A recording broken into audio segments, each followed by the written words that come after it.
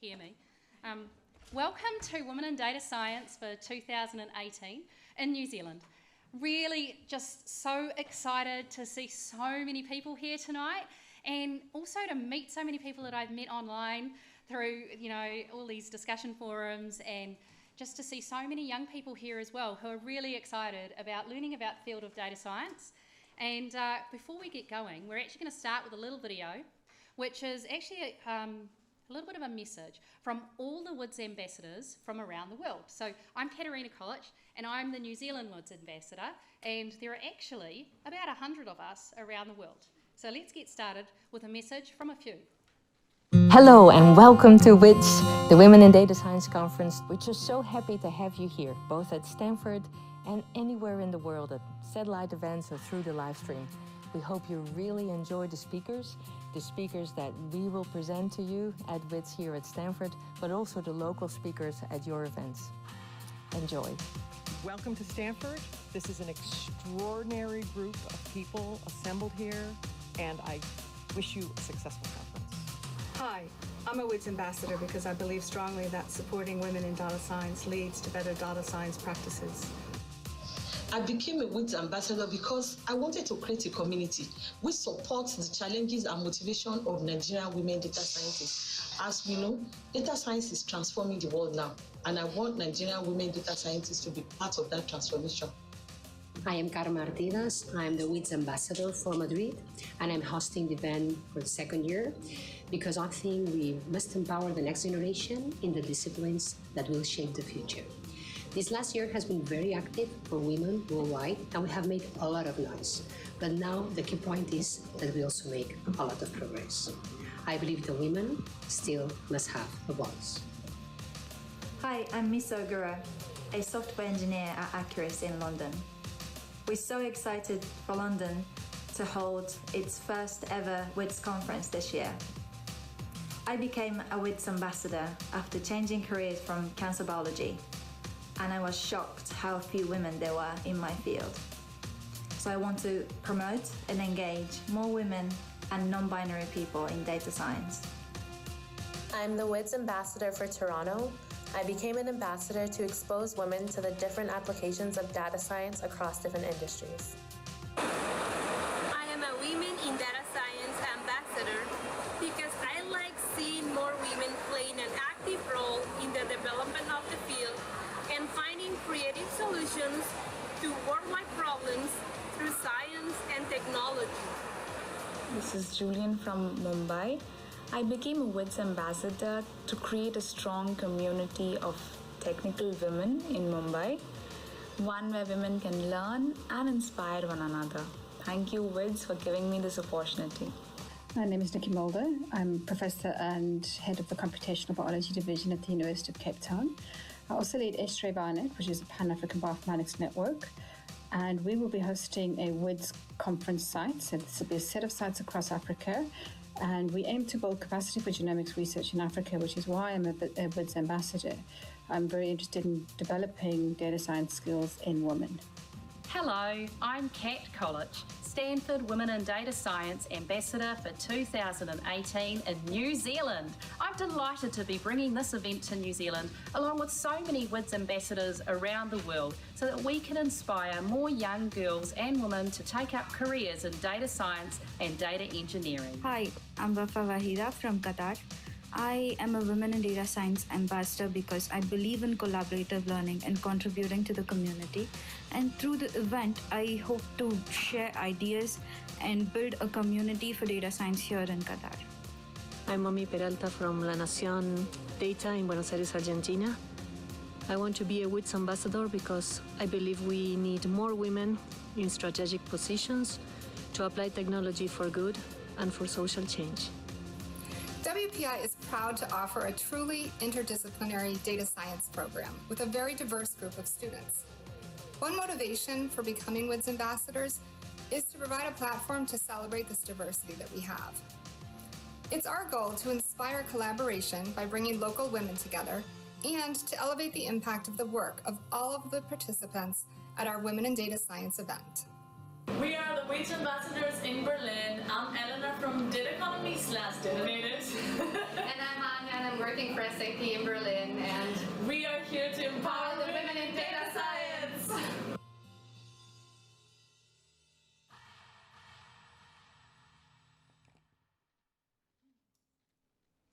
So, it's quite an event and truly a global event. So you're all here today because last year I attended the Women in Data Science event in Sydney. And at the time, that was the first event that they had had in Australia. A few years earlier, Professor Margot Gerritsen had founded Women in Data Science. And soon I'll tell you a little bit about the history and why I'm so delighted to be hosting this inaugural New Zealand event at the University of Auckland. Margot Gerritsen actually started her academic teaching career right here at the University of Auckland, and Professor Archer is one of her colleagues, so we're really delighted to be having the event here. So 1997, Professor Gerritsen started her academic career here, but then a few years later she moved on to become the director of the Institute for Computational Mathematical Engineering at Stanford University. She actually had this vision to create Women in Data Science, originally just at Stanford, and then it went global, to encourage more women into the fields of data science. And what's truly unique about this event is that all the speakers are women. So normally we're in the minority at tech and data-y type conferences, and this time it was just amazing to see just this sea of amazing people here, and I really also would like to acknowledge and commend all the men that are here as well. So it's great, yeah. So today we're going to do a few things. We've changed the agenda up a little bit because we have a couple of people that need to catch flights. So we're going to start with a talk around diversity in data science from government statistician Liz McPherson, and we're really honoured to have Liz here this evening because we're right in the middle of Open Data Day and Census Day tomorrow, so it's a really busy time of the year, and I'm really so grateful that you were able to make it up from Wellington for the event. And then we'll move on to experience from women in the field from Professor Rosalind Archer. And then, unfortunately, Angie Judge is out of the country, last minute issue, she's stuck in the UK, and she's actually got Alexandra Garkovenko stepping in, who is her head of product, and she's got an amazing story to tell about what it's like to work for a female founder in the data science and data analytics space. And then we will have Dame Diane Robertson speaking about social license for data. And then we go on to the most exciting part of the evening, which is the panel discussion on what it takes to be a data scientist. And I'm really excited about this event. Emma Vitz will be facilitating the discussion, and I met Emma last year through the Victoria University of Wellington Alumni as Mentors program. And she really struck me as quite a bright spark. You'll often see her tweeting about some code she's written or sharing some insight that she's found with some open data sets. So I really do encourage you to follow her as well. And she'll be joined by Agate Ponder-Sutton and Lisa Chen, Amanda Hughes and Pieta Brown, who are all established data scientists, and they will be sharing lots of pearls of wisdom with everyone here this evening. So a little bit about the WiDS timeline. In 2015, they had one event, and there were 400 attendees at that event, and about 6,000 people participating on live stream. In 2016, they decided to sort of skip a bit and then do something even bigger and bolder in 2017. And that's when they went to 80 events in 73 cities, 30 countries, and about 75,000 participants on live stream. This year, they have 100 plus events around the world. This event in New Zealand is one of the events that's being live streamed. And we've also got events, satellite events run in 50 countries. And some places are just hosting a live stream of our event or of the event that's happening at Stanford. And we hope to have over 100,000 people participating in the live stream. So one of the things I'd really encourage everyone to do is take note of the hashtag WiDS 2018. Get sharing on all your social media about your experience. We have a little wall out the front at the end of the night. You can pop out there and take some photos and just post them about your experience at WiDS New Zealand. So as stated, these are some of the places around the world that are hosting Women in Data Science events. And we're really lucky that we've actually had the Stanford University ICME help throughout the whole event. They provide us with all the templates and the guidelines, and there's also a real community, a community which spans all of those dots that you see around the world, where we've actually made friends with the WiDS ambassadors who are everywhere. So it's been absolutely amazing. So our speakers, as stated, they're a pretty great group of people and they have a lot of wisdom to share. So I'm guessing it's probably time for me to hand over to one of them now. Okay, oh, sorry, got to talk about the Datathon. I do want to do one more little shout out on the Datathon actually. So who here participated in the Datathon? I think we've definitely got a participant in here because I know Ernestine is here somewhere. Where is she? There she is. Excellent. So we had a Datathon as part of the Women in Data Science event, and there were 5 teams entered from New Zealand, which is absolutely amazing. So India and China, Data Race of Aotearoa, Kim New Zealand, Team Kiwi and Team New Zealand, they all entered the Kaggle competition. The highest ranking that a New Zealand team got was 51st place, but anyway, we will maybe come first next time. But, you know, we're really delighted that we had 5 teams enter, and if anyone wants to know what it was like to participate in the Datathon, Ernestine should be able to share her knowledge about that later as well. Okay, so now we'll hand over to Liz McPherson, Government Statistician of New Zealand, to talk about diversity in data science.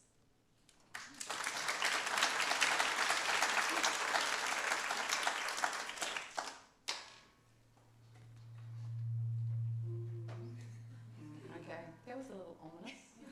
Just mute that one. All right. So, kia ora tātou, and it's just wonderful to be here and to look out on the audience and see so many women who are all here to talk about data science.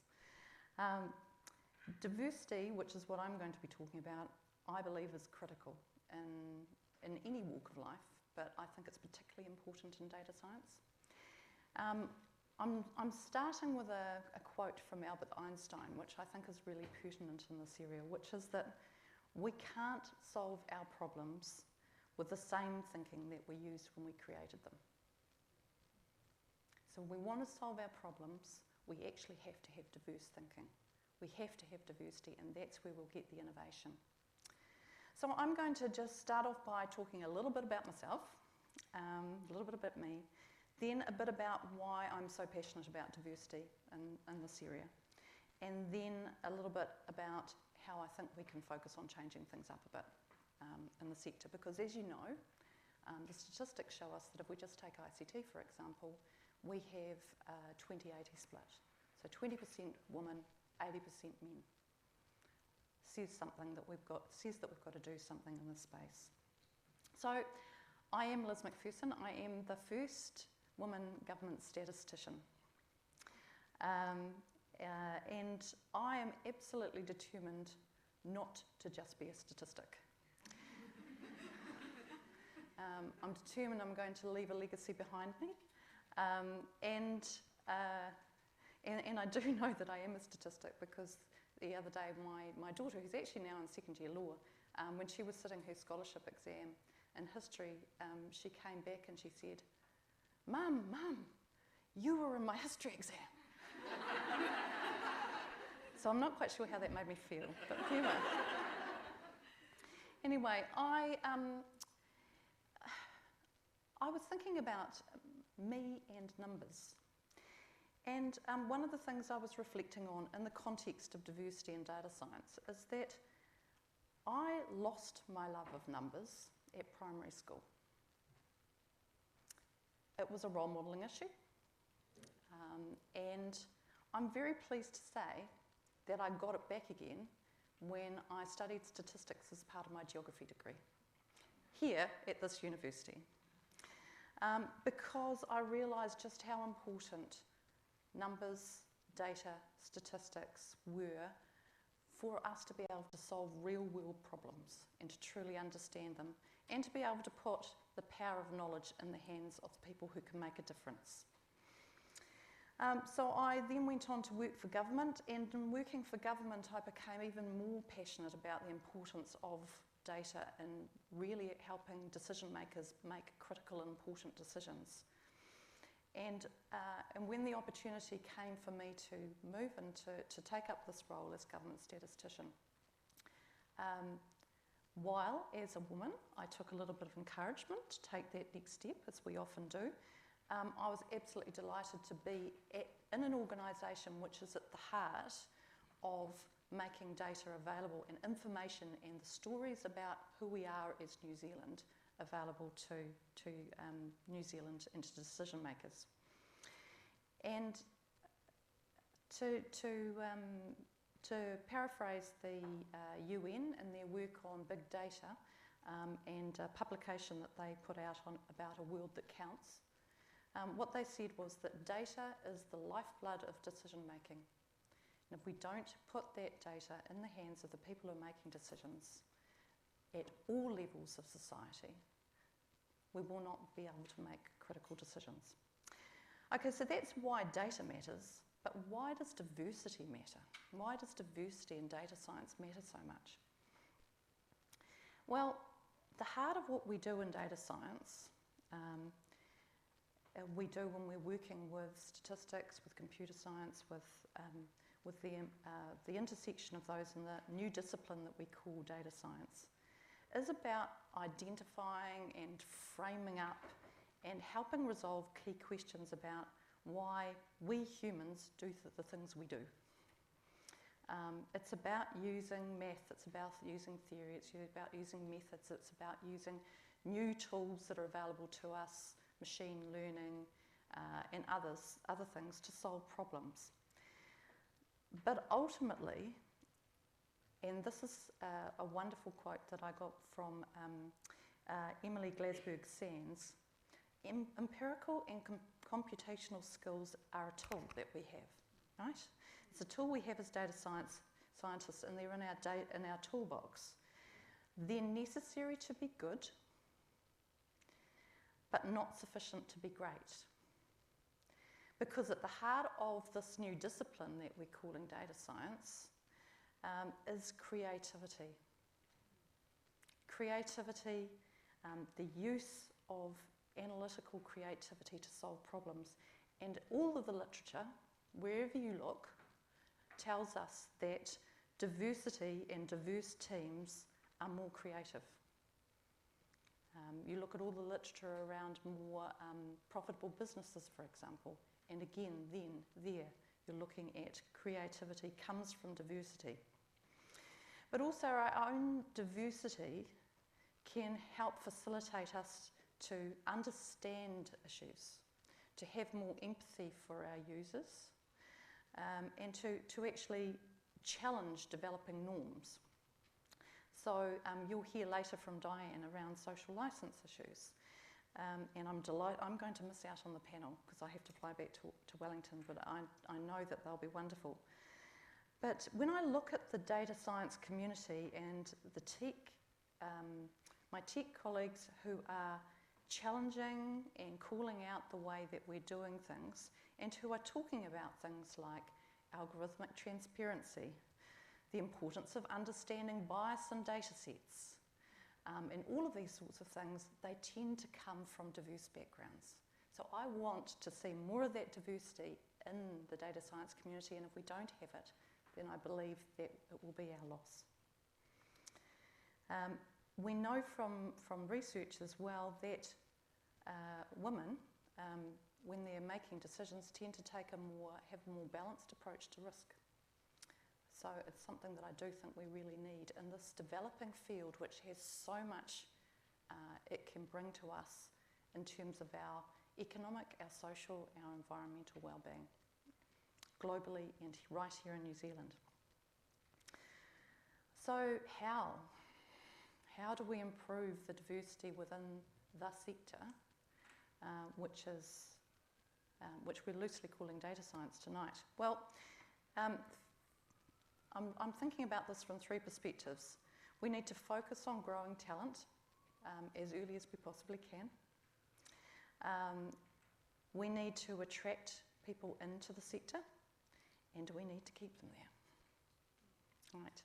So in terms of growing the talent, I take my hat off to the work that is currently being done in the education sector around introducing coding, the work that's been done by Code Girls, Code Club Aotearoa, the work of Frances Valentine in terms of Mind Lab, and a lot of the other work that is going on around New Zealand and right here. We need to focus on growing the pipeline, and we need girls to see that girls and people of all varieties of diversity, because I am talking about women, I'm talking about gender diverse, I'm talking about people from different ethnicities, different experiences, different backgrounds. What we do see though, and I was just chatting about this with Emma and Mike this afternoon, is that without role models, those young women who are developing their skills up now are less likely to move into the sector. So, for example, MasterCard Girls in Tech 2017, a study that MasterCard did, found that 30% of 17 to 19-year-old girls who were studying STEM, they're actually studying STEM, right, said that they will not choose STEM jobs. And the reason they won't choose them is because they perceive that STEM careers are gender biased and it's a male-dominated industry, and that they don't believe that they will get ahead. So, we've got to change things up a bit, and one of the best ways of doing that is to do what we're doing tonight, is to talk about and celebrate women in tech, to talk about the women who are leading the way and doing things in this industry, like our panellists, like Diane, who has a tech background, and others. We also need to keep people within the sector. We need to do some of the same things that we know work in other sectors. So there I'm talking about flexible work practices. I'm talking about making your recruitment as blind as possible. I'm talking about ensuring that across the sector we're actually focusing on improving collaboration, the ability to work with others in your research or the data science that you're doing. We need to focus on gender pay. We know across New Zealand the gender pay gap is 9.4%, and that's the median income.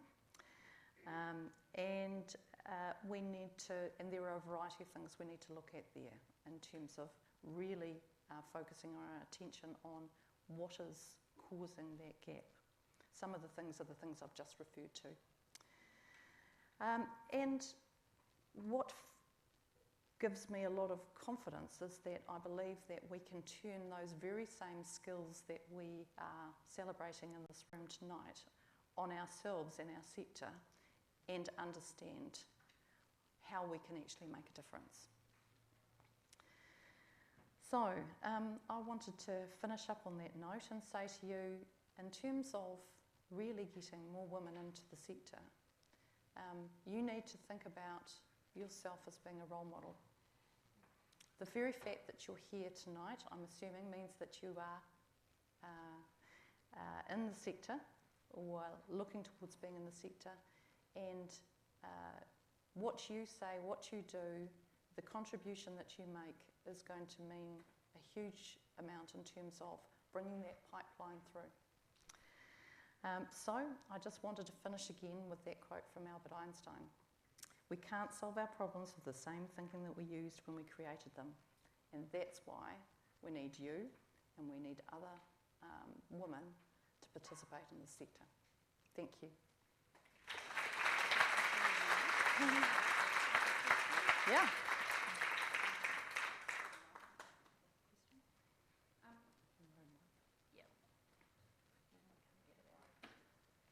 Okay.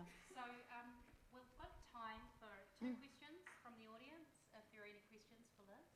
Yeah. I do have the census tomorrow, so. And I've got a question for you. Has everyone filled out their online form? Yeah. It's very quick and easy, and it's really important that you do it. Yeah. Yeah. You're saving it for tomorrow night? You can do that too. I'm leaving the country overnight, so I don't count. Yeah, well, no. Well, actually, those people who know about the census know that we do what's called a post-enumeration survey after the census to pick up on the people that we've missed counting the first time round. I can run, but I can't hide. Okay, so if there's no questions from... there's one at the back? Okay, right, I'll just bring the microphone up. We've got people on the live stream, so... Hello, Tess? Yes. Speaking of the census, is there any kind of statistics that are going to be coming out of that you're in particular interested in? Yes. So this census, we have some new questions. In fact, this is the first census for a while where we've actually had some new content. In terms of different types of questions. In particular, I'm going to be interested in the questions that are focused on people with disabilities. And in particular, we have a question this time round on damp housing. So we're really, really interested in understanding New Zealand housing, and we're doing this from the point of view of health, right? So for those of you who've already filled it out, you will have seen a question in there about mould and damp in homes, so I'm really looking forward to getting those results. Okay, so one more question over here.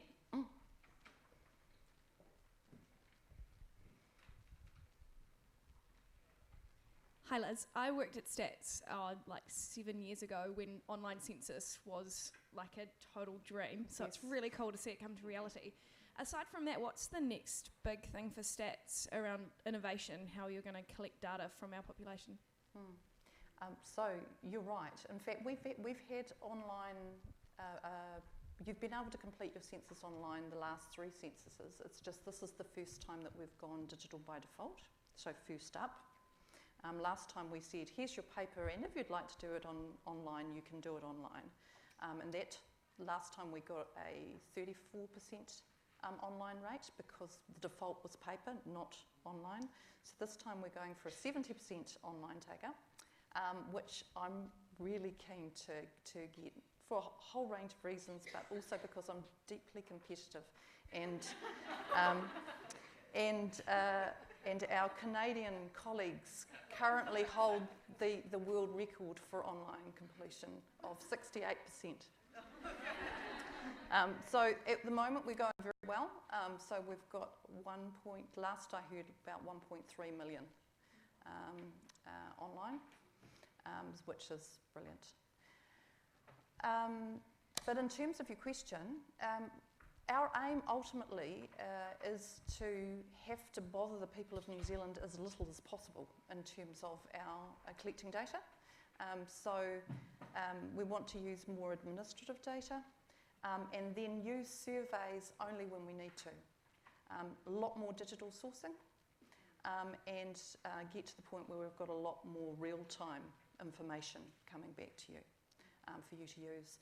One of the things you may well also have noticed from Stats New Zealand is we're trying to, I've now taken over leadership of open data as well, and so we're trying to role model that as best we can by getting as much safe data out the door as we possibly can for you and others to use to innovate off.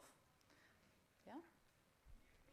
Yeah. Great. I'm surprised that I didn't get a question about gender diversity from an audience like this. Okay, yep. Hi, I'm Joe. So I used to be a lecturer at Massey University as a computer scientist. And over the years, I see very few female students, but the good one is really good. So how can we tackle of the problem that people think that girls is not as good in numbers as boys? So how can we solve that problem? By the way, we are hiring, so come with us. And we have a full woman CEO. Right, so that was a promo as well as a question, right? Look, I think that we need to really work against this myth that's out there, which is that A, women aren't as good as this as men, and B, that just because you're good at maths means you aren't good at the arts or anything else that is creative, and maths is creative too, right? So that's why people talk about STEAM, not just STEM, not just science, technology, engineering, and maths. It's also about the arts. And I truly believe that it's at the intersection between those disciplines, between different ways of thinking, that we get innovation. And so the more we can talk about these sorts of gatherings, the more we can talk about the role models, the people that are going to be on the panel later, about Diane, about your lecturers, about others, that's how we show young women that there is a career path here for them. It's the stories that make the difference. So do you want me to talk about gender diversity? I think so, yes. Okay. So you've probably heard this from James Shaw, who's my minister, but I just wanted to say that as government statistician, it was one of the single biggest disappointments of my professional career not to be able to include questions about biological sex, about gender identity, and about sexual orientation in the census. If I was making the decision with my heart, they would be in. But I was making my decision based on the statistical rationale, and based on that rationale, I knew that the data would not be good quality, and I probably wouldn't be able to output from it. Now, we've dealt with this before in other areas, and we're going to deal with it here. So I am absolutely determined, as are the people at Stats, that we are going to crack this one, and we will crack it with the help of the community. And we are starting by including questions in the General Social Survey, which is out in the field in April. And they will be questions on sexual orientation. One of the things about the General Social Survey that makes it valuable is that it is interviewer assisted. And so if people have some confusion between the different terms, we can explain it. And that will help us research how best to ask the questions in the 2023 census. Yeah? Okay. Okay, one more question. One more question. Okay, she really does have to get back to Wellington because it is Census Day tomorrow, and if we keep the government statistician here, I think we might be in trouble. So. Hi. So there's a bit of a conversation and some criticism at the moment around affirmative action programs, and as the diversity conversation becomes more mainstream, some people are sort of saying that it's unfair, or they don't really understand why we're doing it. Do you have a good go-to line when people sort of say things like, you'll only get the job because you're a woman, or things like that?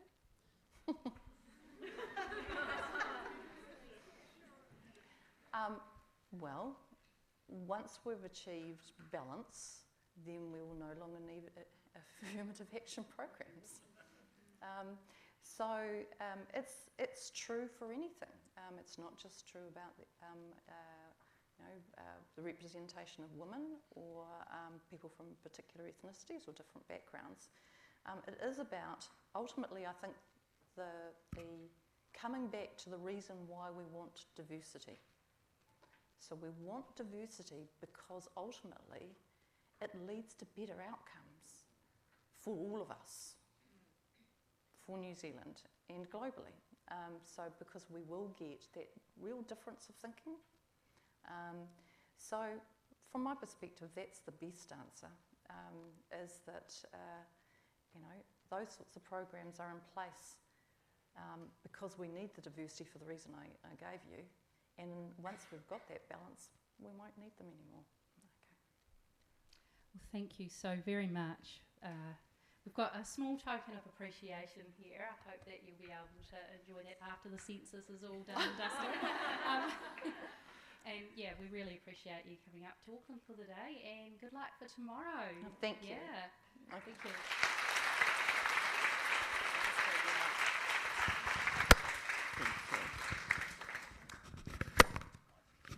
Okay, so now we're moving on to Professor Rosalind Archer, and really, without her, we actually probably wouldn't have this lecture theatre.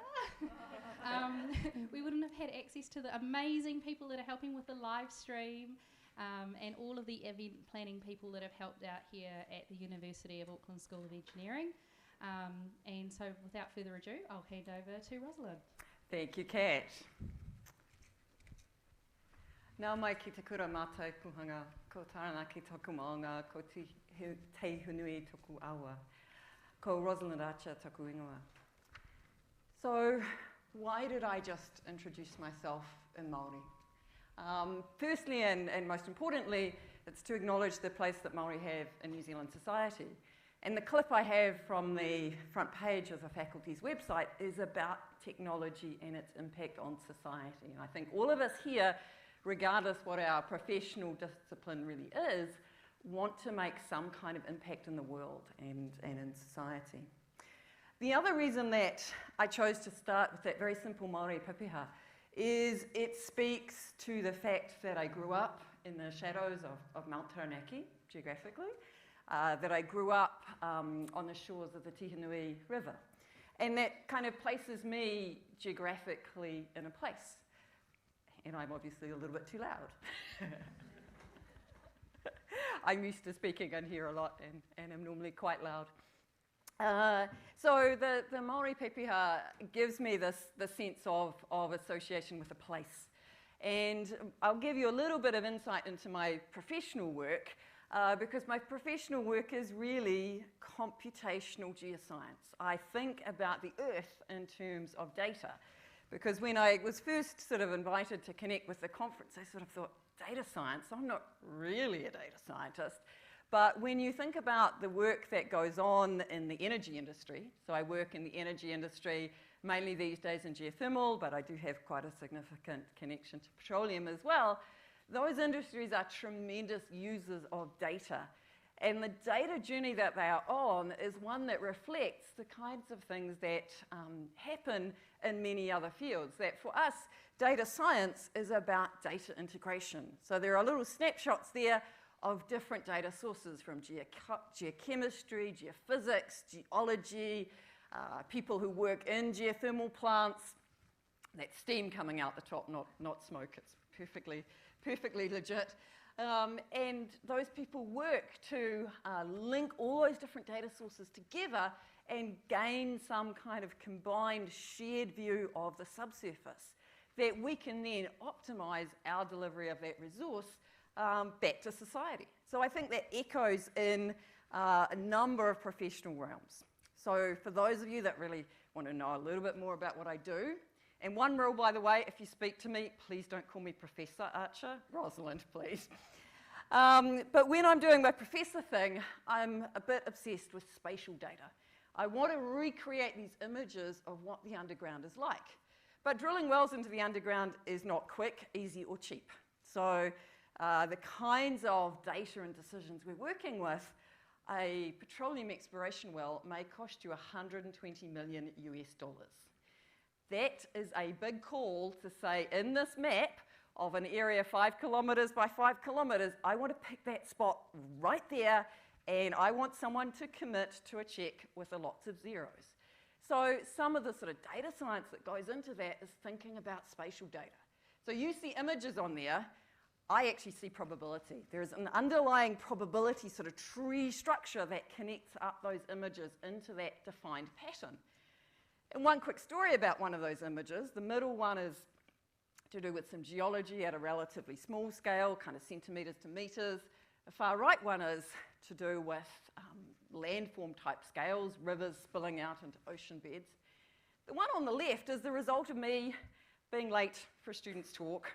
So what happens when someone who likes data and likes geology walks into a talk? They see things that look like geology. And it turns out the image was actually cell networks that control the electrical signalling in the gastrointestinal system. So I said, that student's doing some really weird image reconstruction stuff. We can grab some tools from another industry. So that sense of sharing, I grabbed these multi-point geostats and training images, grabbed all that technology from a completely different space, and ended up becoming the first reservoir engineer, probably the only reservoir engineer, to collaborate with the Mayo Clinic on healthcare. Because, yes, it does. Because if you've ever had a stomach biopsy, I haven't, but I gather it's no fun, you don't want samples taken from too many points in your stomach, but you would like your specialist to, from those samples, have an image of what your full stomach looks like and what that signalling is doing. So sometimes one's journey with data takes you weird and wonderful places. The other message in terms of sort of data and technology that I'm really trying to imbue into our students is the idea that nothing is certain. So I regularly, in class, assure all our students that every model I have created for every consulting client ever, some of whom do pay me a lot of money, all my models are wrong. And then this room full of 18-year-olds kind of gets very quiet. It's like, what? Everything you do is wrong? Yeah. And the question is really, how wrong? How wrong? How plausible is your model? What kind of competing models are there? Because with what I can measure about the underground, my data problems live thousands of kilometres between my feet and are really expensive to go and gather data from. All my models are wrong, but how wrong? How can I connect up what I do know to fill in the gaps with things that I don't know? So that's a little bit of an insight into the kind of journey I'm on right now. But the road to get there. And the road to get there has been an interesting one. It's been a career to date that I've loved, that I've enjoyed, that I've met tremendous numbers of interesting people on. But it's a road where there's a few firsts.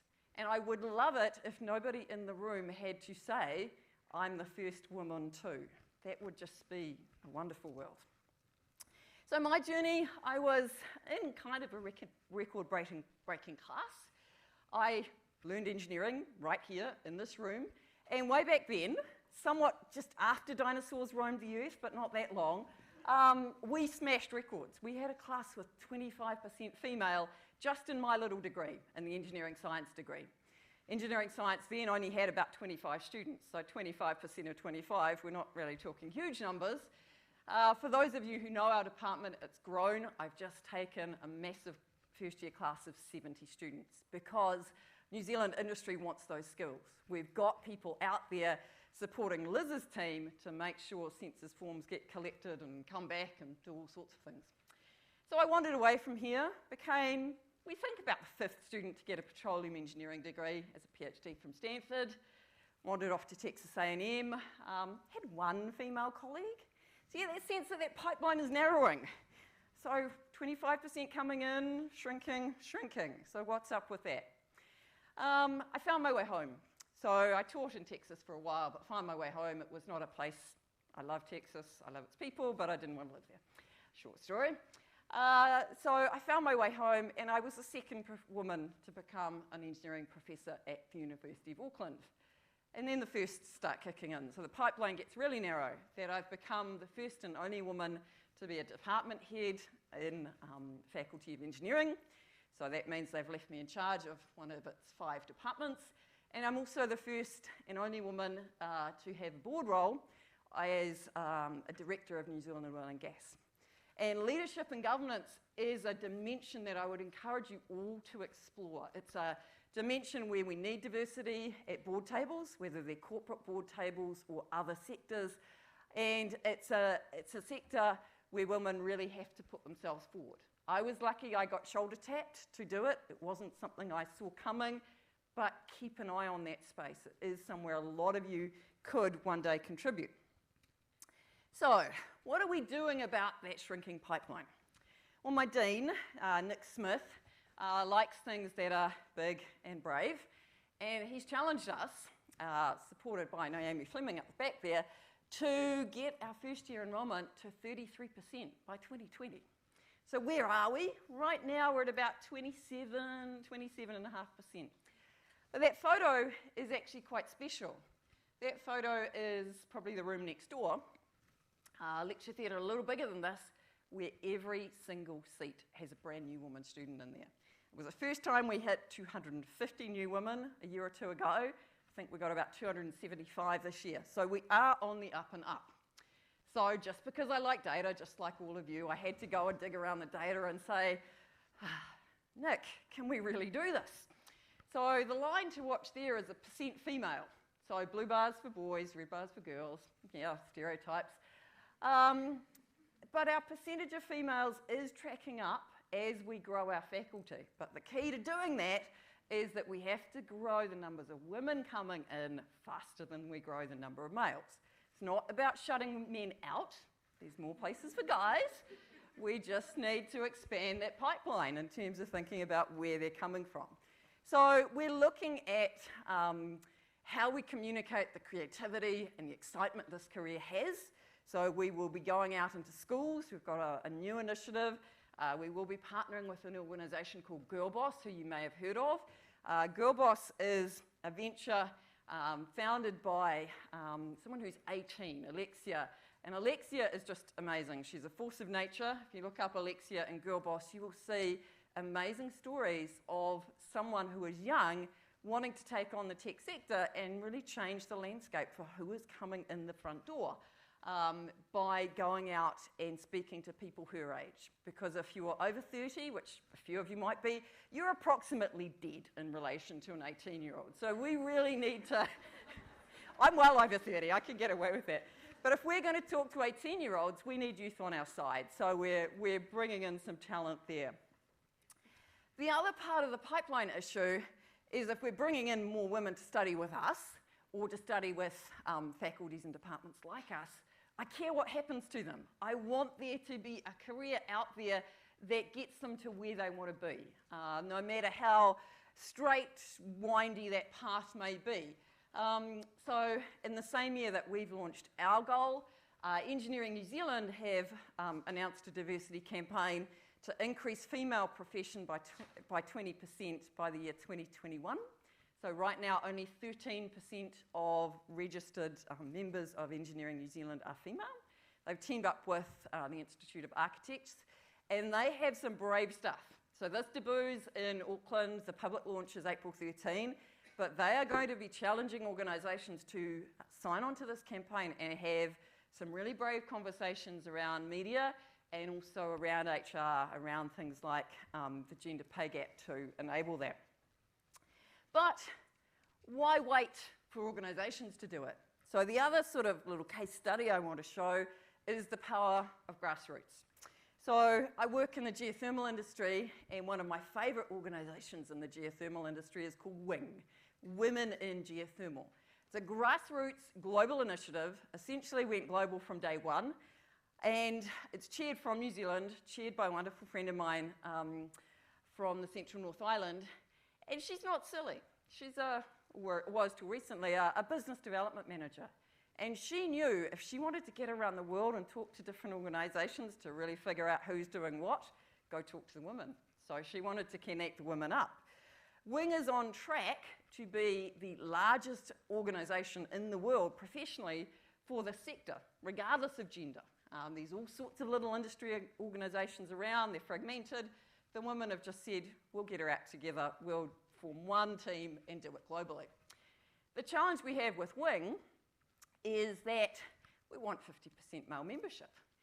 So that's actually tracking really well. And to become a member of this organisation, I can hear people like, what?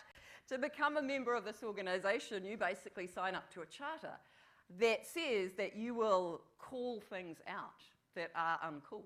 So if you turn up to that meeting and they kind of run the technical discussion by making analogies to Saturday night's rugby game and you know nothing about rugby, you know, just saying, hypothetically, could happen. May have happened to me. You know, you have an obligation then to call that out and say, look, that's not okay. If the business meeting actually happened the night before in the pub and the 9 o'clock session is really just to sign off stuff that got decided when you were at yoga class, that's not okay.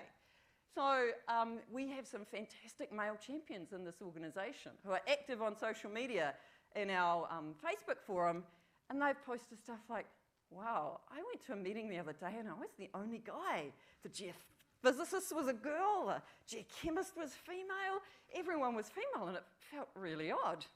It's like, gee, welcome to my world. So, and the feedback when guys turn that around is just fascinating. So, you know, powered by some sort of Kiwi inspiration, an international research-inspired documentary has been filmed. We're hoping to see it appear late 2018, and that's profiling some really global journeys of women in this space, profiling the difference between what it's like to be a woman in the industry in Iceland compared to Africa. It does have some New Zealand footage as well. We challenge conference organisers to be inclusive. So I have the privilege of chairing New Zealand's annual Geothermal conference, and I look very hard at who my speakers are, who my chairs are. Is it family friendly? I went out to the women attendees and said, hey, I'm not a mother, I don't know what you need, you tell me what you need. So, you know, we have breastfeeding mothers travel to Auckland and we make things easy for them. If they need a fridge, if they need a babysitter, no problem. It just happens and it's not a big deal. So if you're working with events teams, ask for what you need. For our events team, it was no problem, but no one had ever bothered to ask. So we've thrown that inclusivity challenge out to all the other conferences in our sector to say, this is what we're doing, go do the same. We also have a Go for No campaign where we're trying to empower women to use the word no as a complete sentence. Sometimes we say yes to things we shouldn't, so sometimes the answer is just no. But also to think about what you want in your career and keep asking until you get an answer. And if that answer is no, that's okay. But you're not going to get given that project, get given that promotion unless you ask for it. So if you don't ask for it, you might get a no, and you've got to think about what that means, but if you're not asking for it, you might well get a yes as well. So lots of challenges from sort of our case study in the geothermal sector that I think others might want to learn from. So thank you very much for the opportunity. Well, actually, I think we should all really be thanking you, Rosalind, because without you, we wouldn't actually have the theatre and we wouldn't have these parking tickets for anyone that might need them as well. This will get you out of the university car park for free. Thank you. Little extra bonus. Does anyone have any questions for Rosalind? I do. Certainly. Rosalind, you spoke really well. Is it on? I can hear you just fine. You spoke really well about encouraging women, and you talked about being a minority in a classroom situation. Mm-hmm. Who were your role models? I mean, I get asked that a bit, and to be honest, I feel like I had very few role models. There were the odd woman lecturer around. I was never lectured by a woman in engineering. There was, one lady over in stats who then bailed out of her career in stats and is now a marriage celebrant, I believe. So I chose to look at that as a non-problem. I could therefore create my own path because I didn't have to follow anyone else. I'm not real good at that. Even as a male or female, though, because I think from a New Zealand sector situation, finding female role models is a huge challenge for women today. Indeed, finding female role models can easily be a challenge, but I think part of that is a mindset. Do you want to let that define you and make it a big problem, or do you say, heck, that's an opportunity to be who I want to be? Well, that's why we're here, aren't we? Yeah. Exactly. Okay, any more questions? Okay. Just get an extra person to help with these at one end of the room.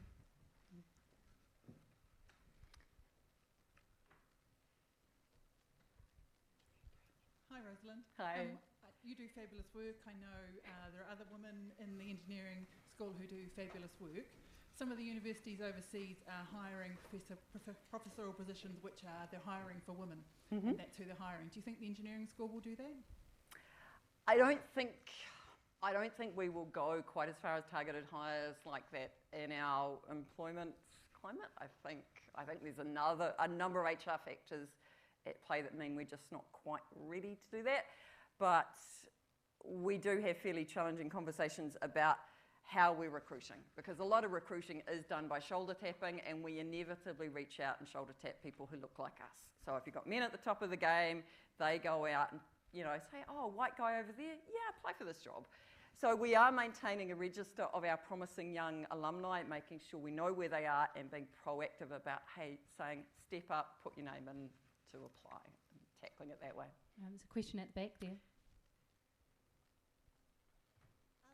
Are there other universities around the world where the percentage numbers are a lot better than here? Oh, why do you think that is? In terms of percentage enrolment of women, we're pretty much leading in Australasia. There's a few examples in the US where they have blitzed, 45, 50%, but they're normally very, very small colleges with kind of liberal arts contexts and a lot more freedom. I mean, engineering programs of only 200, 300, 400 students. So for a university this size, we're kind of right at the forefront, but we want to be better. Just a question over there.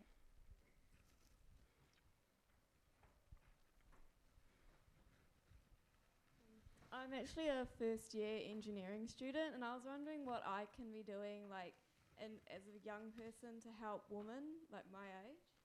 Cool question. First year engineering student wants to know what they can do to help. I would suggest get connected with WEN, our Women in Engineering Network. I confess I founded that approximately 25 years ago. And that network does get involved with the faculty. So we, since you're closer to age 18 than I am, we do have some of our students go out into schools through that. So that's one definite example. Got time for one more question? Excuse me, sorry. Who would you say thank you to if you could say to anyone, thank you? Oh. In your career. And you can choose organizations or multiples. There are one or two standouts in terms of male professors and colleagues who really believed in me at the right times, who kicked my butt into taking a step up and believing I should take that next step when perhaps I was having a crisis of confidence and didn't think I would. Thank you. Okay, great. Well, Rosalind will be here afterwards, and we do have our Women in Data Science wall out there, so you can go up and have a photo with Rosalind at the end of the event. Okay, so now we're going to move on to a completely different direction from engineering into the arts and how we can blend data and art. We're really lucky to have Alexandra Garkovenko here, who really, excuse me, only a couple of days ago agreed to step in for Angie Judge, who's unable to be here tonight, and she's from Angie's team, so welcome. Thank you very much.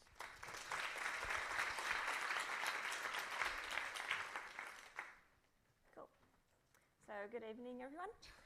My name is Alex Garkovenko, as you just heard, and I'm head of product at Dexhibit. At Dexhibit, we deal with data science, and we use that to empower cultural institutions and to empower our cultural future. So we all know that culture is incredibly important for our society. People love museums and galleries.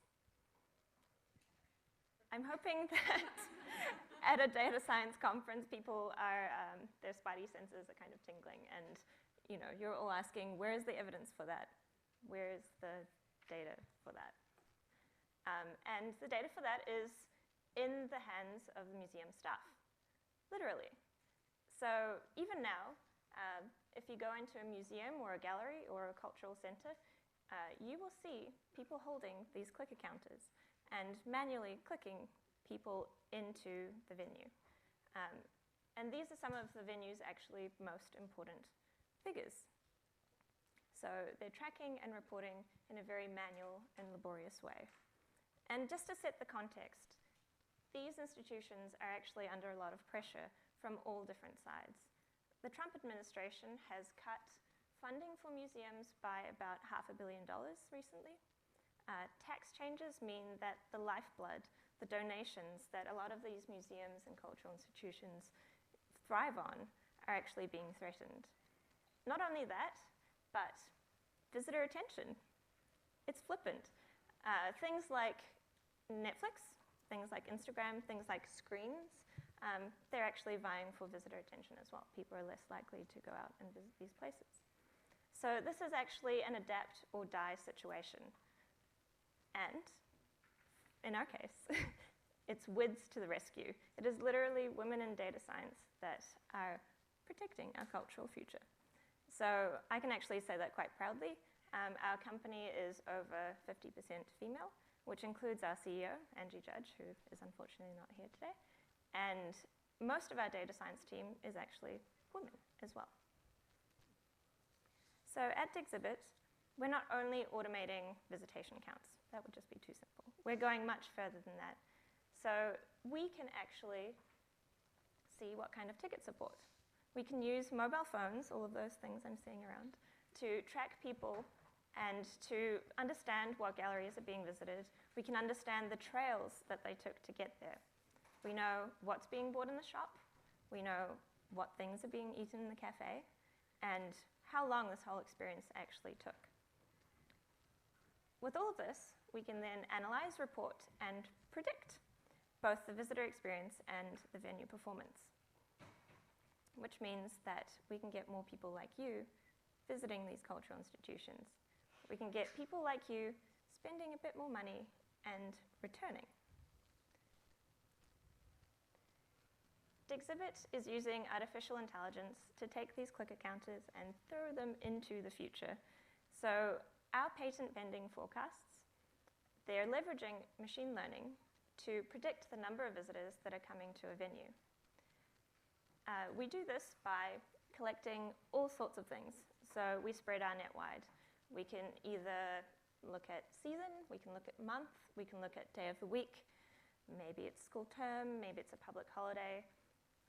We can even look at the weather outside or see if there's a cruise ship in the port. All of these things are actually really influential, and we take a very broad approach. So knowing what the visitation numbers are in advance is actually a very useful thing for museums, no surprise. They can do things from strategic planning all the way down to knowing how many cupcakes to make next Tuesday.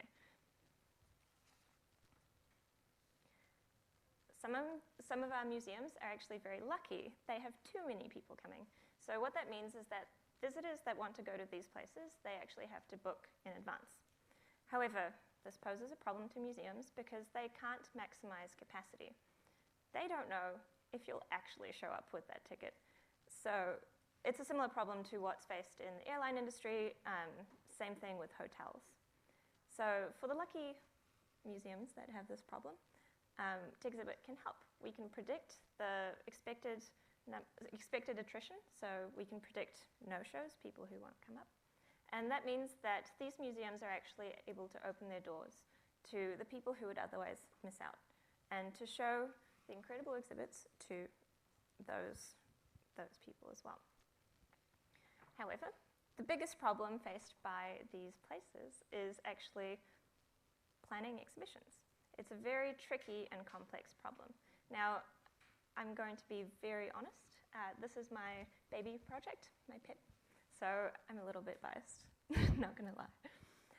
Planning exhibition involves many things. That's not just a curatorial decision of what goes in and out.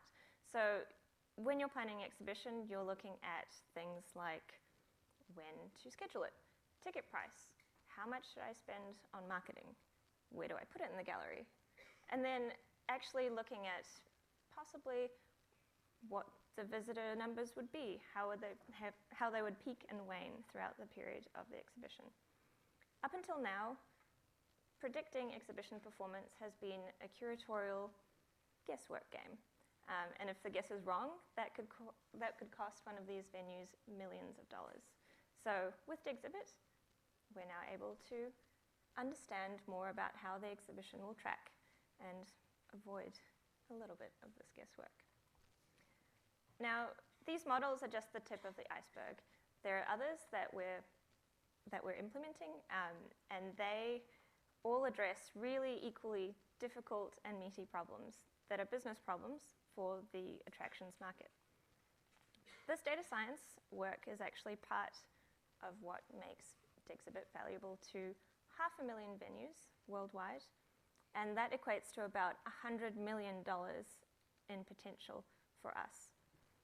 And it's not just museums, it's zoos, it's libraries, it's theme parks, it's performing art venues, it's stadiums, it's even government, and smart cities.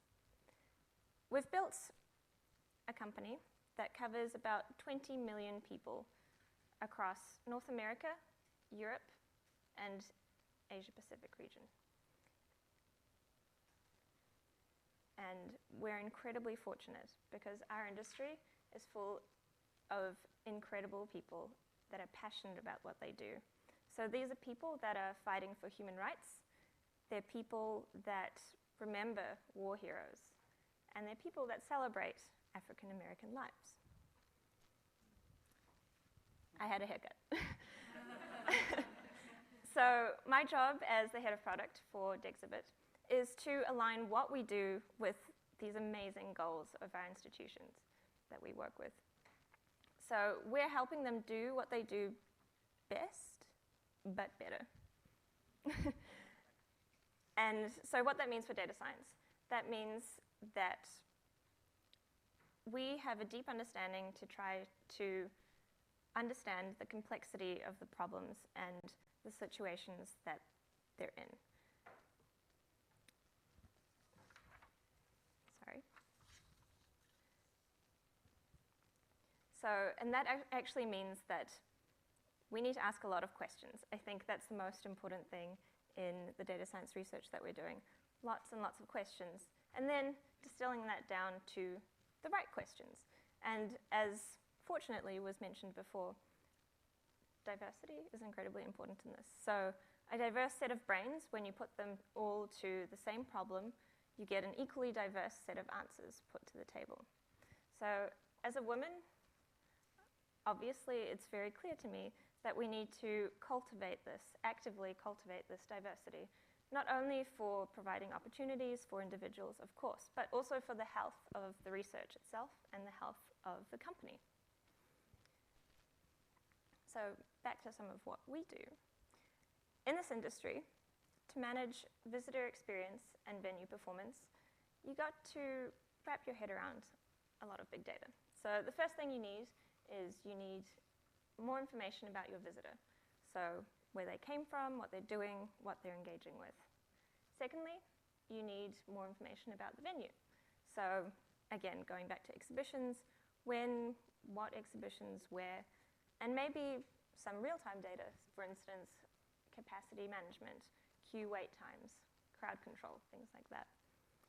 Then you need to place that even in a wider context. So to paint the full picture, we need to also get city data, because in reality, that's also vying for visitors' attention. So with all of this complexity, you have this mix and match game of different data sources.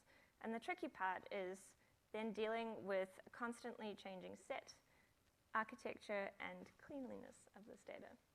So what we do first is we hook into all of these sources. We then ingest them at a regular interval. We monitor them to make sure that they pose a complete picture. And then we clean them in order to create just the base insights in the background. So no data point has actually been shown to the user yet. This is a lot of niggly and tedious work. The second issue is to understand how to apply machine learning to this data set, machine learning to this data set.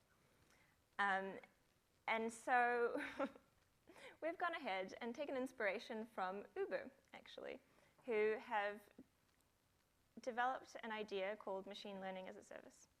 And so they actually called their engine Michelangelo, which we really liked. We weren't quite sure if they were naming it after the artist or the Teenage Mutant Ninja Turtle.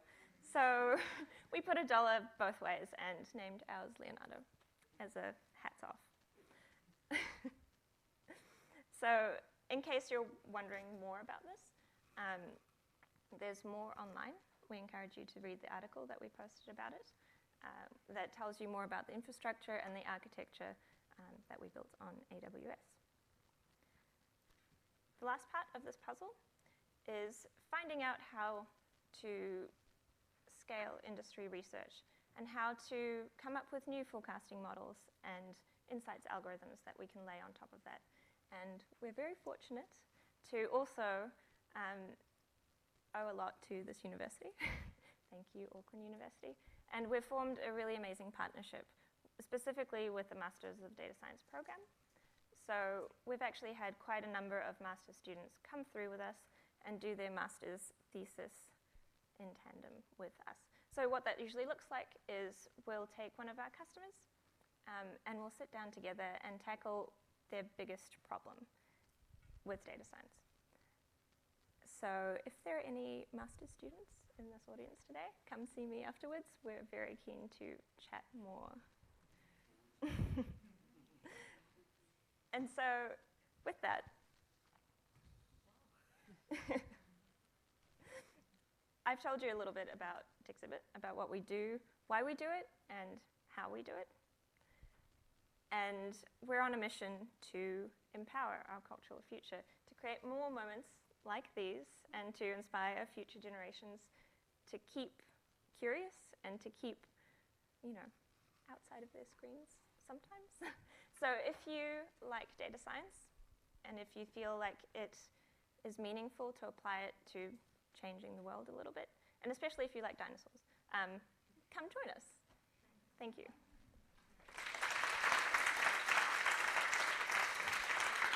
Thank you. Thank you so much, Alex, and especially for stepping in at the last minute.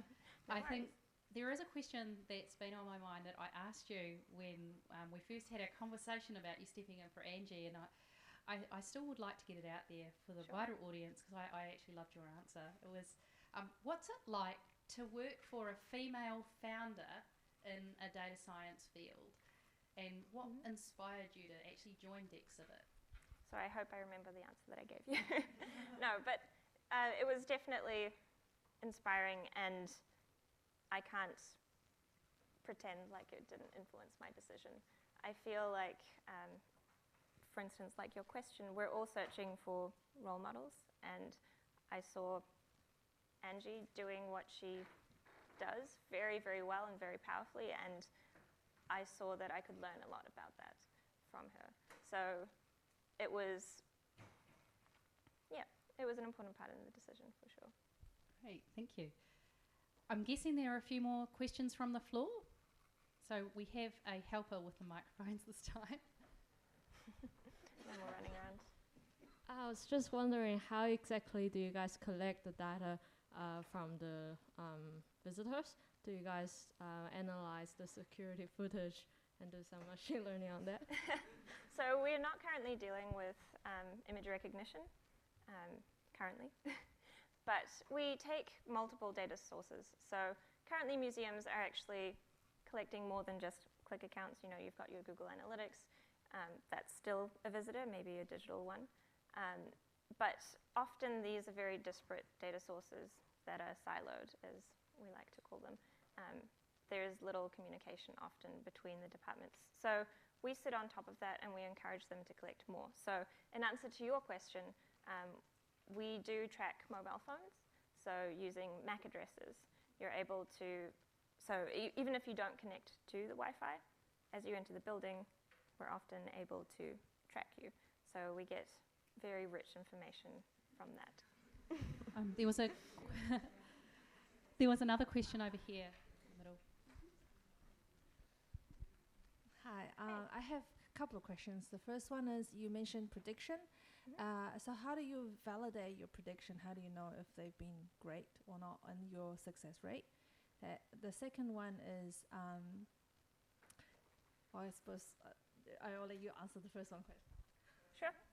We have the numbers.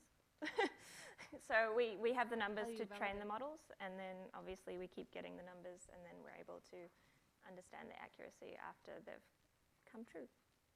Hopefully. Take the, what about, so the numbers are easy to validate, but what about some of the factors that affect people, whether they come or not? Sure.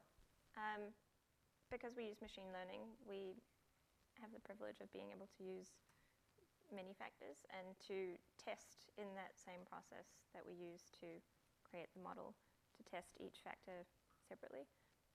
And we've done that quite diligently. As I said, we've done lots of research. We've done partnerships with Auckland University for research to go through all of our assumptions and validate them.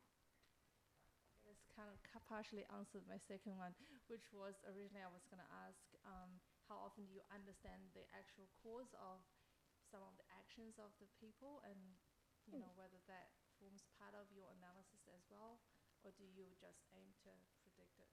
No, of course. So any research that we do is in very close proximity to our customers. We make sure that we keep them in the loop throughout the whole process, and often the hypothesis comes from them. So we found that if we leave it too long before we talk to the customers, we would have gotten something very wrong, because we don't have that subjective data that they often have, their experience, yeah. Oh, we've got one more question at the back. And what are the big challenges in getting data accuracy? Big challenges on getting data accuracy? Yeah. Devices. They're often flawed.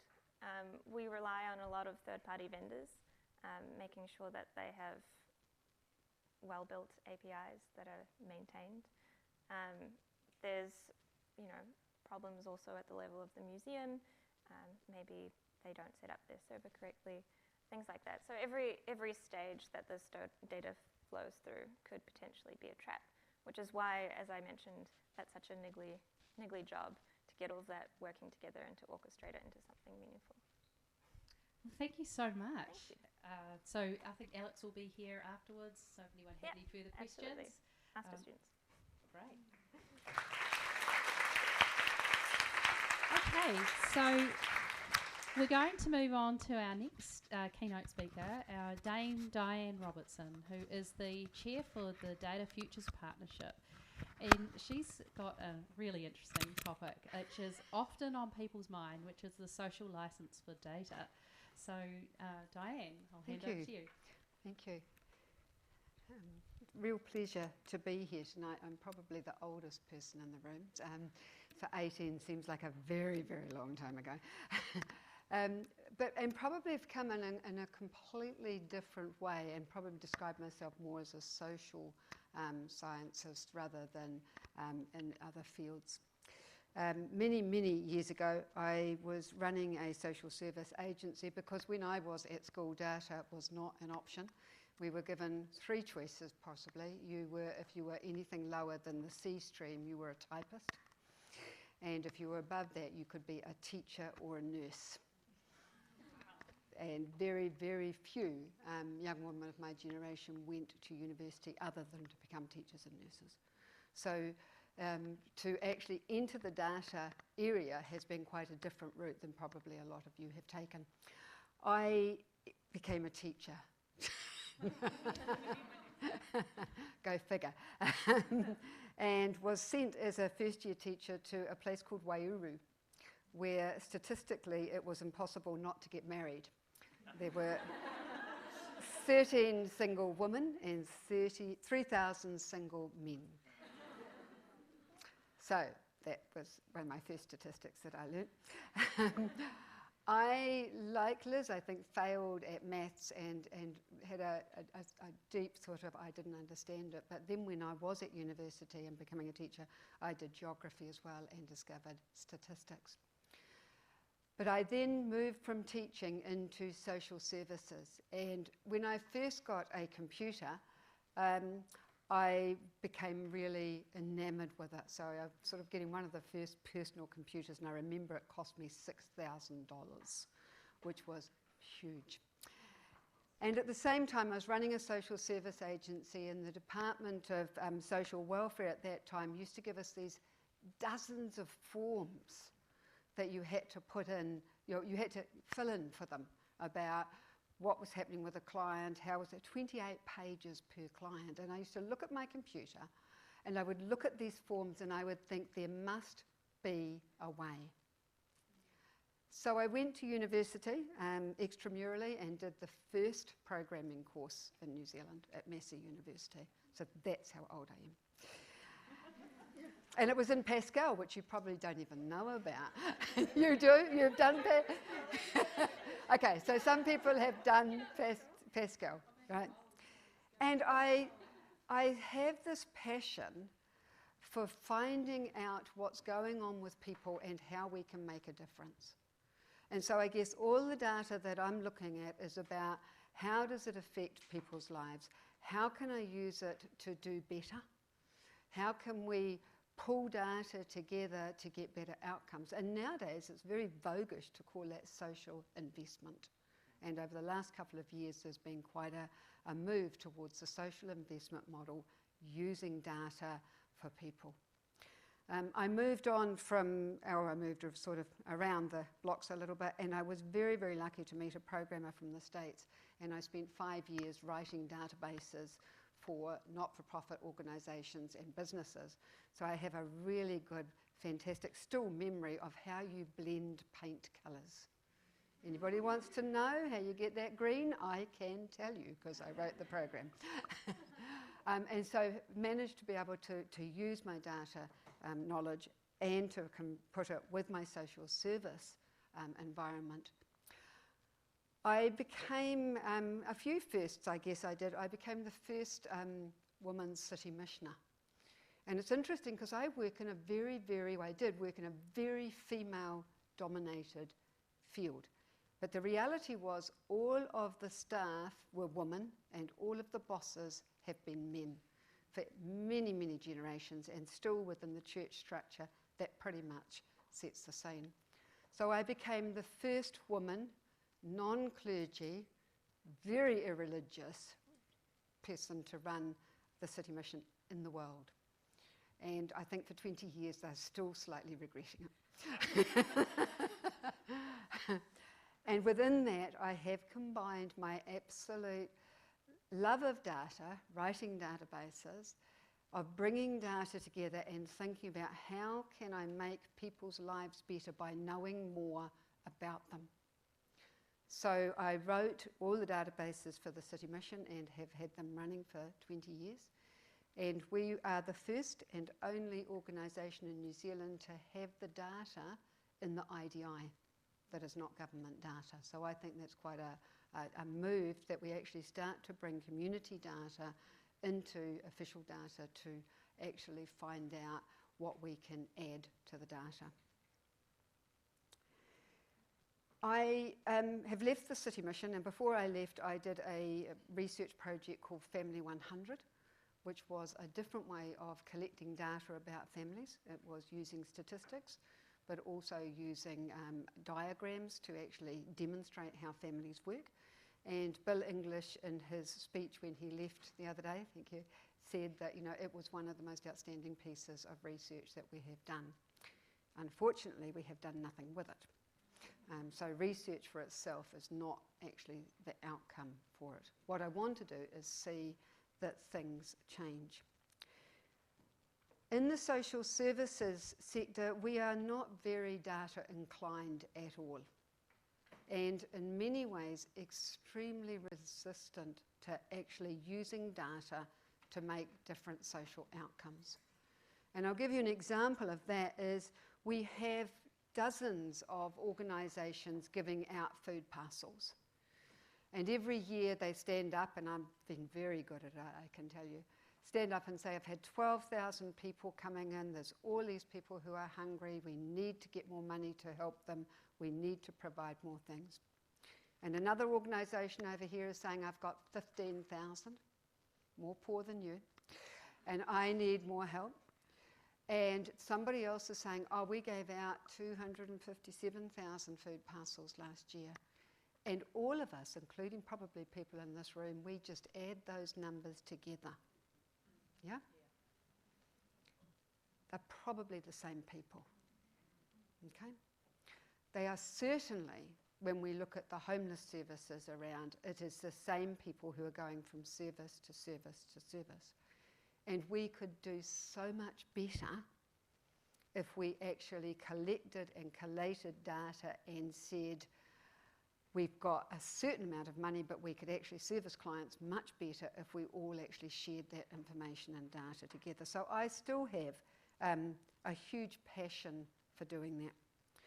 2 years ago, Bill English asked me if I would chair a group called Data Futures.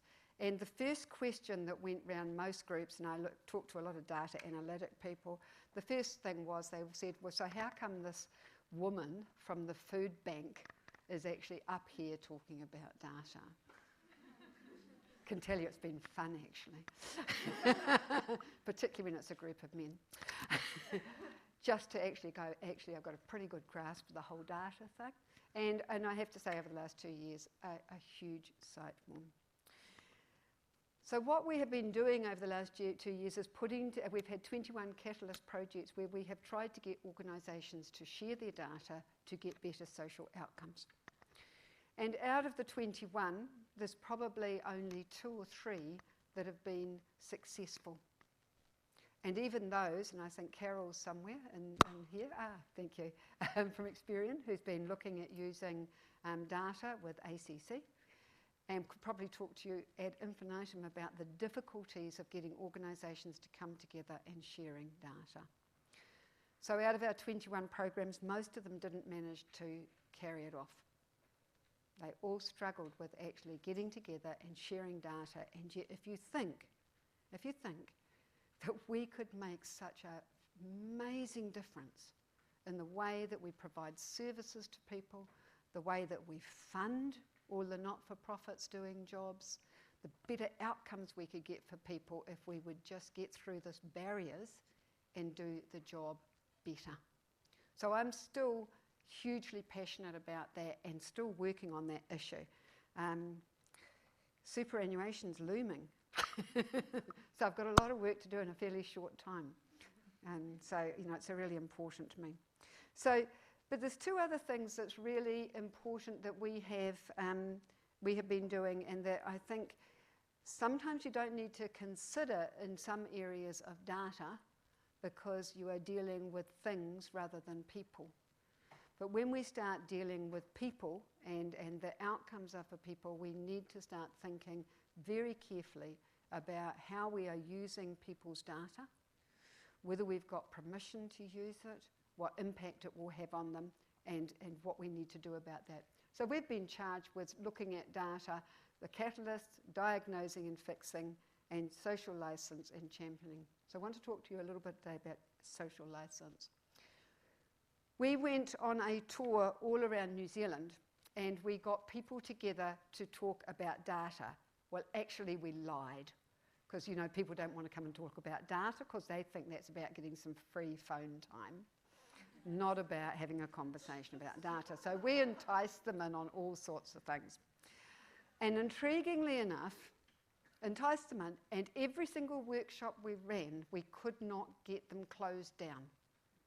People just wanted to talk and talk and talk. So we did things like asked people, would you be happy to share your health data, if your GP shared your health data with the ambulance, with the specialists, with the hospital? How many of you would be happy for your health data to be shared? Okay. How many of you trust the system that it would be shared? Ooh.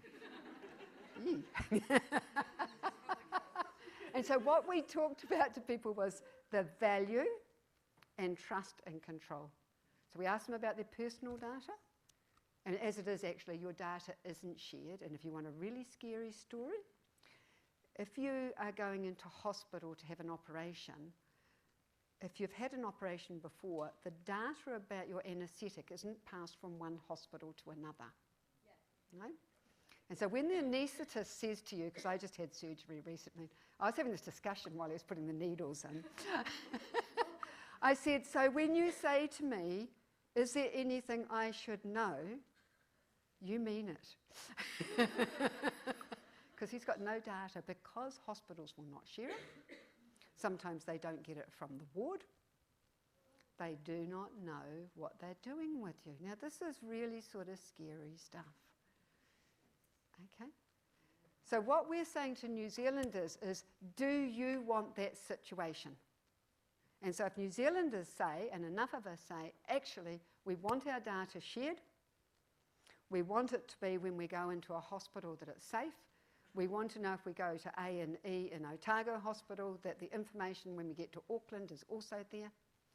We want to know that the value of data is coming out. And New Zealanders on the whole were very keen for that to happen. But what they wanted to know was they had 8 questions. Okay? And every single group that we talked to had the same sort of questions, and it didn't matter if it was a group up north that were mainly Maori service providers, whether it was a group of Pacific Islanders, whether it was a group from the play centre. They all wanted to know the same things. Now, the only group that was a little bit of an aberration on this, and who actually wanted answers to deeply technical questions, were the homeless population. And they wanted to know how algorithms would affect their parole chances. Okay? So when we assume that people know nothing, we shouldn't assume that they know nothing. They were really deeply into data. People want to know who's using it, what are the benefits, what it's going to be used for, is it secure? What do we mean by a cloud? Where's that cloud kept? Will it be anonymous? Because actually they're more comfortable with anonymous data than they are when it's not. I wondered when I did my census, which is meant to be anonymous, my name's on it. And I got a number. Okay? Can I see and correct my data?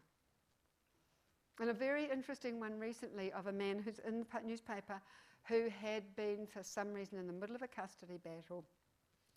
Somehow or other, somebody in the family had managed to say that he was a pedophile and unsafe with his children. And it went on his record. And he spent 5 years trying to clear his name. And he wanted to have that data corrected. He got it corrected. It kept coming back from other departments back onto his record again. Okay? So can I see it corrected? Can it be sold? Will I be asked for consent? So the first thing we need to be doing is, particularly in the areas of social issues, is actually letting people know what the answers to these questions are. But then we move on from that, because actually you can sometimes answer all of those questions and it's okay. You can pass the ethics things, you can pass human rights, you can actually say it's trusted, but a community may not think it's okay, or the purpose that you want to use that data is okay. And I'll give you an example. One of our working group, who was from a nameless university, actually did a predictive model for children who may well be abused, and she had all the ethics, everything was signed off, and then she did not get social license in New Zealand, because the community came out and said, we don't want our children used as lab rats, we don't want this to happen to our kids. So you can get everything right and think that you've got a great model for your data, that it's a really exciting project, and that everybody will think it's fantastic. Get out there and put it in the public to get public backlash and be closed down. So when do you know whether or not you need to get social license, whether you need to go out and ask people? You go through your data wheel, and then you have a look and see, is the data that I'm going to be using, am I using it for a novel purpose? Has it been used before, or is it novel? Has it got a substantive impact on hapu or iwi or families or minority groups? We just need to be so careful, particularly when we use algorithms so much, particularly when we use negative data on families. We need to be very careful about that. And it has a substantial impact on low trust communities. So we need to go out at that point and get social license, which means going out and talking to a community about how they feel about their data being used. I was just at a camp for the weekend and ran a session on social license on euthanasia and legalizing marijuana.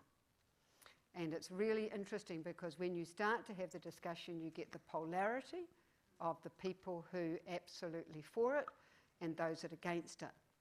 We joke in our house, I'm really pro-euthanasia, and my husband, who's a priest, is very anti. And so I always go, as soon as he gets sick, I'm going to kill him. And he's going to keep me alive to the very last. Toss up of who does it first. And that's the polarity. It's not about, there's no social license in our house. But then the social license is about having the conversations about where we sit, about looking at the people in the middle, about thinking about how much value there is. You know, and a lot of people, when we were talking to them, said, actually, we actually think in terms of value, having the choice at end of life is really important. But we don't trust the systems or the policies or things to do this properly. In the same way that you're all happy to share your health records, but you don't trust the system to do it safely. Okay? So for social license, we actually have to bring that back in to the value and the trust and saying, actually, we've got more value, we can deal with the risks, we can cope with it. And when we're having conversations, you slowly move people through. But there will always be those people, like myself, who stands at the end, and my husband, he has moved on medical marijuana. We've sort of taken him along the pathway. Some people are slower than others. But the social license isn't a vote. It isn't a 60% of the people said it's okay. It's not a 50%. It's actually a community's comfort. Are we generally comfortable? We don't even have to have a consensus. We have to have a collective thinking about, yes, we see the benefit of this and we're prepared to deal with the outrider conversations about it. So we are actually asking people to go to trusteddata.co.nz, do your dial for your organisation, and it's been very interesting. We've got an interactive dial, very interesting. People have gone in and they've gone, this is a breeze, and then just gone, this is really difficult. We've got a couple of people who are using algorithms in the social sector, and they've got 9 pages of explaining their algorithm. We go, you've got to get this more simple, so we understand it. And so a lot of people have actually said it's a really good tool for thinking about what you're doing and starting to think. We had an instance, I think we were talking about in terms of students, should you track students with their cell phones to know where they are and what they're doing? Okay? No, says something. And should the university ask you, I mean, so there's all of those things about if they're going to change the use of your data that they're already collecting, do they need to get a social license conversation going with you about that? So it's very important, and it's a very fascinating area because it's not just about ethics, and it's not just about human rights. It takes it beyond that into the societal acceptance of something. And that actually leads on to our governance of data. And one of the pieces of work that we're starting to do at the moment is trying to move governance from being a management issue, which it is in a lot of organisations, it's an IT management issue, into being an issue for boards of directors and boards of organisations to start thinking about the strategy of data. I was talking to a very large corporate the other day, and I said to him, have you got a data strategy? And he said, oh yes, let's keep it just nailed down. And I said, I said, you have a strategy around your finance. you have strategy around your HR, you have strategy around your buildings and your properties. Surely the biggest asset that we are all going to have, which is our data, needs to have a strategy around it. And so we've got quite a lot of businesses at the moment doing an asset register of their data. Because we often think about our data as being only about the client data or the data that we're bringing in from a learning and engineering or whatever it is. But businesses have financial data, they have HR data, we have data on employees, you have data that you bring in from the police around your employees and the traffic agency and IRD, and we have some privacy policies, but we don't have any policies about how we can get the value out of that data. So it comes as a surprise to a lot of organisations that actually governance exists in order to translate the wishes of the organisation and of the owners into organisation performance. So we should see a strategy, a vision about our data use, policies, moving down into procedures, moving into implementation and being evaluated, that virtual circle that goes for any governance around any particular issue. So we are at the moment developing workshops that will be used by Institute of Directors and organisations, and at the end of the next 8 months we will have a handout workshop book that people can actually go in and start to think about governance of their organisation. It's also good, you may not be on a board of an organisation, but think about the governance of a project that you're doing. Think about having those policies and procedures, not leaving it just to tech people, not just having it's an IT strategy, because we've had some fairly big issues in New Zealand about breaches of data where actually it's been an IT issue, but the boards haven't been in a place to actually talk about what it meant for them and how they're going to do things differently in the future. So all of this is something that goes over the whole data sector. It's not just about not-for-profits, it's not just business, it's government, it's everybody who needs to think about social license, about governance, but also to think all the time of what is the impact on people and our land. Because data just for data's sake isn't an asset. It's only an asset when we're using it to add value to our people or our resources. Thank you.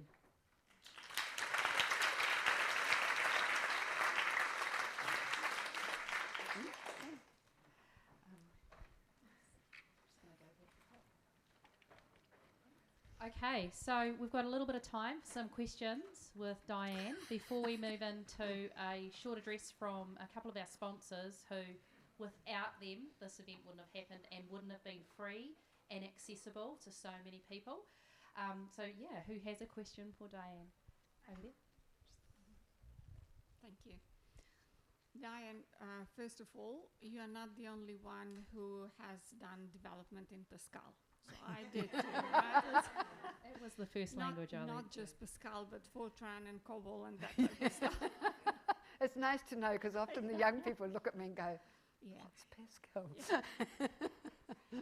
Now the question is around the projects that you worked on so far. Obviously, plenty of projects.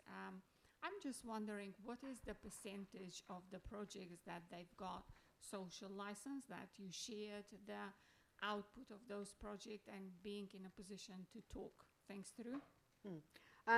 In the projects, most of them at the first, we had 3 tranches of projects, and the first ones were really looking about sharing data between organisations. And that's actually where most of our problems started, because people didn't have the proper structures for sharing from one organisation to another. They got stuck on privacy, they got stuck on all sorts of things. We went through a couple of tranches and took some of the projects through, and in the third one we were asking them to look at social licence. And actually one of them was around accountancy, And the other one that is still going is about data commons, where we're actually looking at getting predator-free New Zealand to share all their data on a data commons using blockchain. And the social license around that. So we're doing quite a bit of practical work about it. Great. There was another question here at the Yes. front. You spoke so well. I mean, everybody in this room could feel the gravity and the truth behind what you're saying. Thank you so much. I had to narrow it down with the questions I wanted to ask you, but you gave examples of whether we feel safe about sharing our data and the platform versus the policy. And I just wondered, with the algorithms and in real life in New Zealand, as a person who's worked in the public sector for between 12 and 5 years in different instances, can you give us an example of where it's worked well? Well, I think there's algorithms being used all the time. There's algorithms being used in HR firms and all of that. We're still, I think, on the edge of using algorithms in the social sector, and certainly there's some more work being done overseas than here. So I think we've still got a way. There's a little bit of stuff being going on about release from prison and things like that. There is concern in New Zealand that it's quite racially biased, the data that we've got. And actually we're not necessarily collecting all the right data yet either. So there's a whole, it just throws up a whole lot of issues. And I think when it's got impact on people's lives, we're just being a lot more careful about how we implement this. Okay, there's one more question at the back. And one there. Okay, right, okay, so Zoe will bring the microphone up there, so great. Hi, how do you create trust in systems rather than the policies? If people don't trust the systems, then clearly it won't work, but how do you create that trust with people who maybe don't understand the technical aspects of it? I think you have to demonstrate it. You have to actually do it. So if we give the example of the health records, Health One, and sometimes you have to have an incident that pushes people. So the Christchurch earthquake's a really good example. After the earthquake, a lot of doctors had all of their information on a sole computer system in their office. So evidently there were people going around saying, I got these little blue pills and I've had them for 20 years and I don't know what they are, and nobody did, and particularly with mental health issues. And so when they set up Health One in Christchurch, which is a secure link of sharing data, people could see the really huge benefits of it. And then they had quite a lot of people opted out, and most of those people have opted in since they've seen that it's a trusted environment. So the idea really, I think, is to set it up in a fairly small, safe way, demonstrate trust, and then grow. Okay, one last question for Diane. Do you want to give your mic there? Oh, you've got two. We've got two. Okay, very quickly. Yep. Yes. Hi. I've lost my voice. Is one of the issues that a lot of the breaches work on a push rather than a pull? So we're sending information rather than being able to access it? Yes, it is. That is one of the issues. Yeah, and you've got. Okay, one last question, and then we will move on. The health data, I'm coming back to that because my research is on de-identification of health data in AI. But has any of your groups raised the idea of patients having the control of the data? So patients being able to carry these, because I've moved places in New Zealand and nobody can track what I've done, and it's very annoying because I can't tell them I did this, but I can't tell them what. How about patients having the control rather than these systems that we don't trust? And that's another way of doing it. I don't think we've actually, nobody's actually implemented that. I've said that. I've said it for years, that people who are social services using MSD and all the rest of it should just have a USB stick to stop having to repeat every time they go in, repeating their information. Yeah. Well, Thank you very much. Diane will be here afterwards for a little bit, I hope. I will. Great. So now a little bit about the next part of the event. As you know, we've tried to fit a lot of speakers into a really short amount of time. And when I first thought about this, I thought, well, let's do it really big and go really ambitious and try to inspire as many people as we can. How can we make this event accessible? Well, the first thing is we had to make it free. So we couldn't charge people a lot of money to come along and hear inspiring stories from inspiring females who have really led in the fields of data science. And we really owe a great debt of gratitude to all of our sponsors. And so if you all hold up your drink bottles and tweet some photos with your drink bottles, you'll see all the sponsors there. So obviously the University of Auckland, LPS Australasia and Bank of New Zealand. So I'm going to really briefly invite Lara Pascoe from LPS Australasia. She's actually travelled here from Australia to speak at today's event, and really great to have you here. Thank you. Awesome. Thanks, ladies and gentlemen. It's great to see so many well-known faces tonight in the data science community and so many young and up-and-coming experts in the field. My name's Lara. I am the General Manager of LPS Australia. So some of you may be familiar with LPS New Zealand. We're one of New Zealand's largest IT project services and consultancies, and we're a proud sponsor of tonight's event. Data science is a key component of our business in Australia and New Zealand.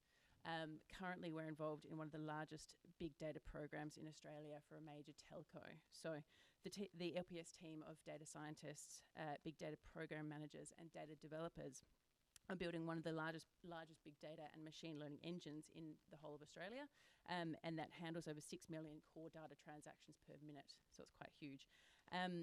We're now approaching up to 15 people in our data science team, and all the sole focus of our team members is to understand and collaborate the value of our customers' data and how to improve experience, products and offers to market. So we're super excited to be part of the data science community, and thank you so much, Kat, for involving us. And we're looking forward to developing many partnerships with you all in the future. Thank you. Thank you, Lara. And now we come to the most exciting part of the evening, which was interesting because I did advertise this as being all female speakers. But one of my amazing colleagues at Bank of New Zealand, our Chief Analytics Officer, David Thomas, he was right behind this idea as soon as I came to him with the idea about running a conference about data science for women. And he's actually quite inspirational, and the team that he runs actually does have 50% gender equality on the data science team. So, David. Thanks, Kat. It really is a privilege to sponsor this event. We have a guiding principle for our team that it's great people doing inspiring work. And that's about people. That's not about what they look like and how they operate. It is getting the best of the best. And many of you know we've just had Angie appointed as our first female CEO, and that's quite an event. But more of an event for the analytics community is on her first day, she wanted to spend 2 hours with the analytics leadership team.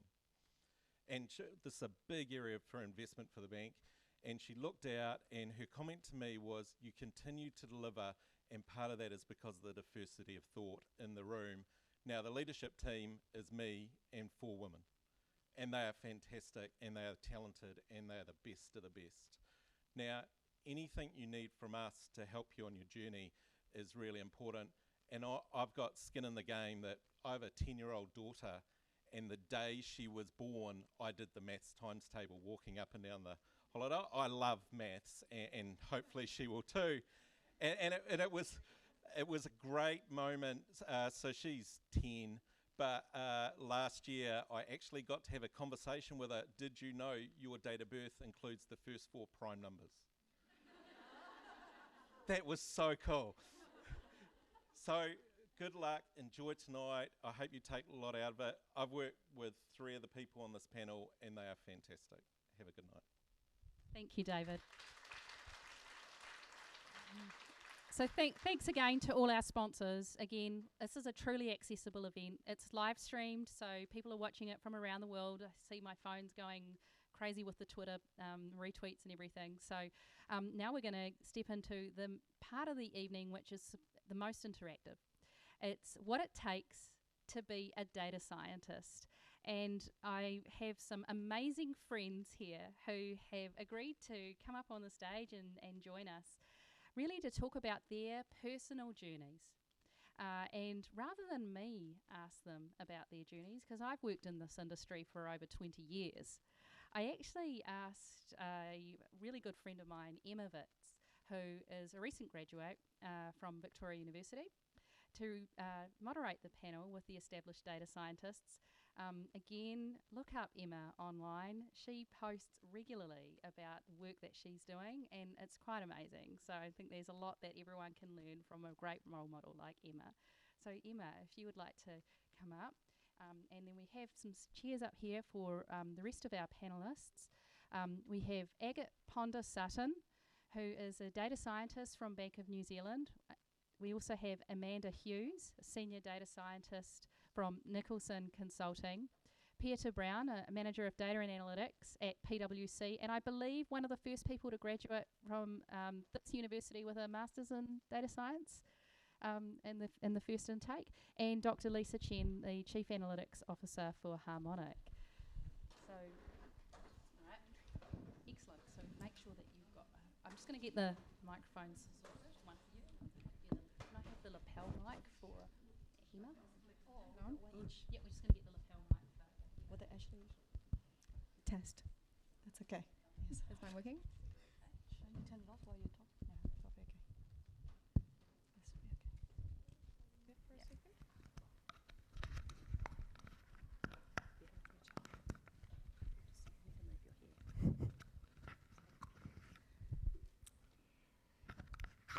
All right, we got there in the end.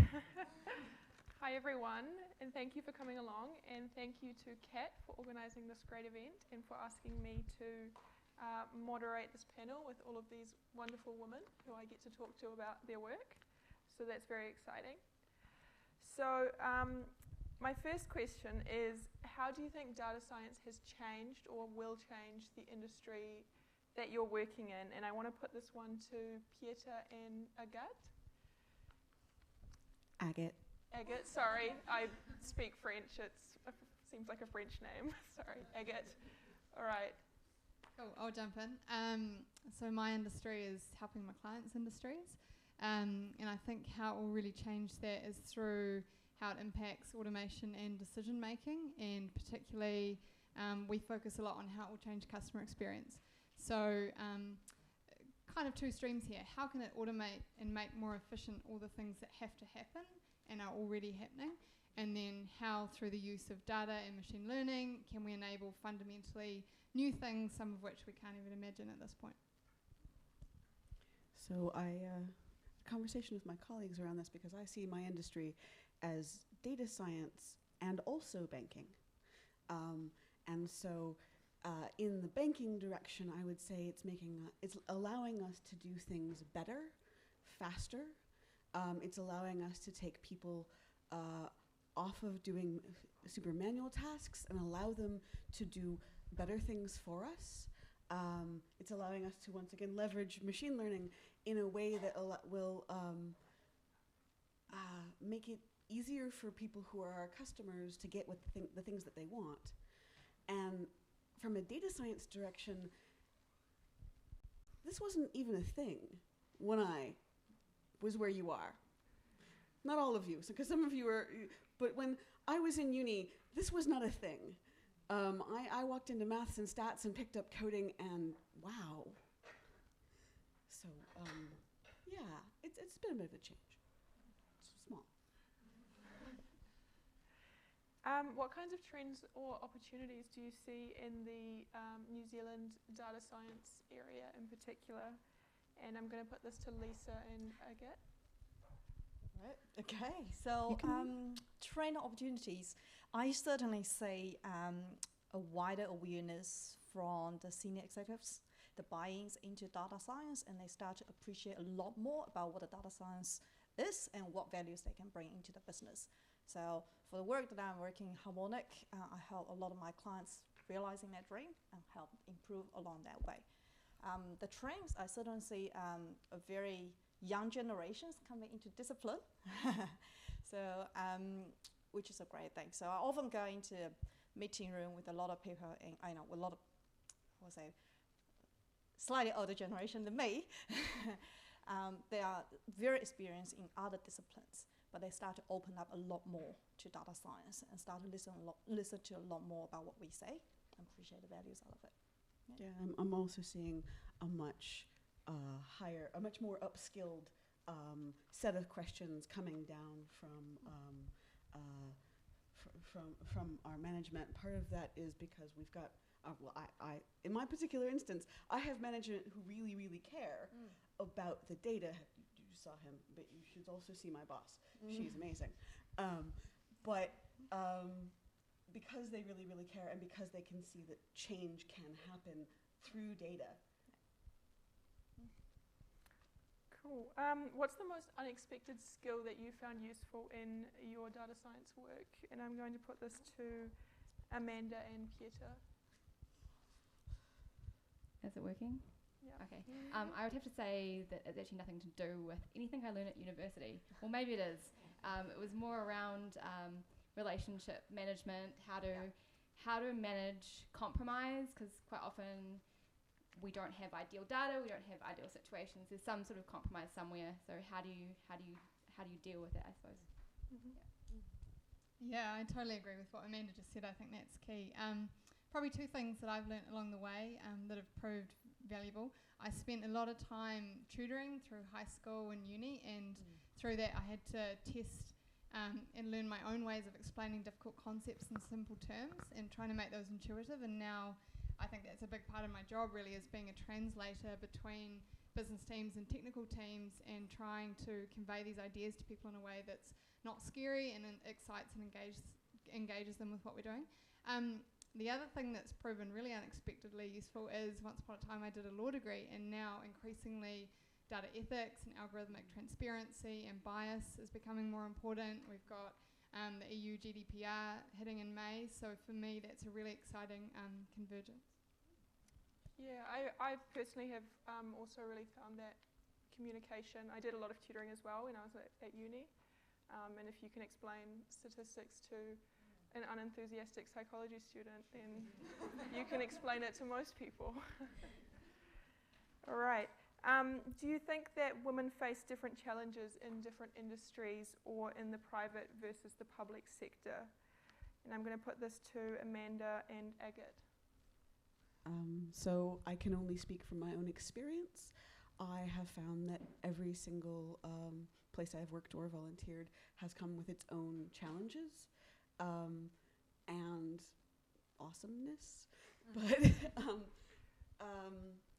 and it's just about working that out for each case. There's always things. So for research, there's about managing what you need to get done, and in business there is a similar sort. It's just you look at it in a different way, and you work through those hoops in a different light. And I know this sounds waffly, but I have worked in industry and private research and public research, so I don't know that there's a. What do you reckon?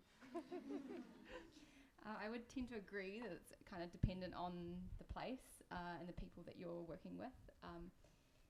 But I do think that there's a huge opportunity for government to take the lead in this area, and we can do a lot of things in government to make it easier to be a female data scientist. So I think there's kind of a lot that they could do to help the public and the private sector in that. So what kinds of things do you think government could do specifically to make that easier?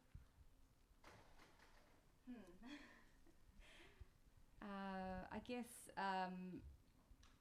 one of the things that has happened around government lately, I know that they've been doing blind recruitment at one government department, I don't think it's just about doing that though. Getting women into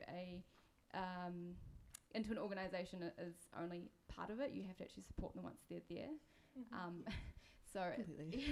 And I think, so some of those programs don't necessarily turn out as they had been planned, but the idea of having support for women, and not just women, but people from diverse backgrounds, people, all different, I think Liv was talking about flexible working arrangements, work for both men and women, doesn't matter, it all works for everybody. So I think, just thinking of how you can support your staff, how you can support diversity in your workplace.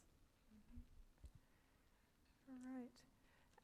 So what is the gender balance of the team that you work in, and how often are you the only woman in the room, and do you have strategies to handle this?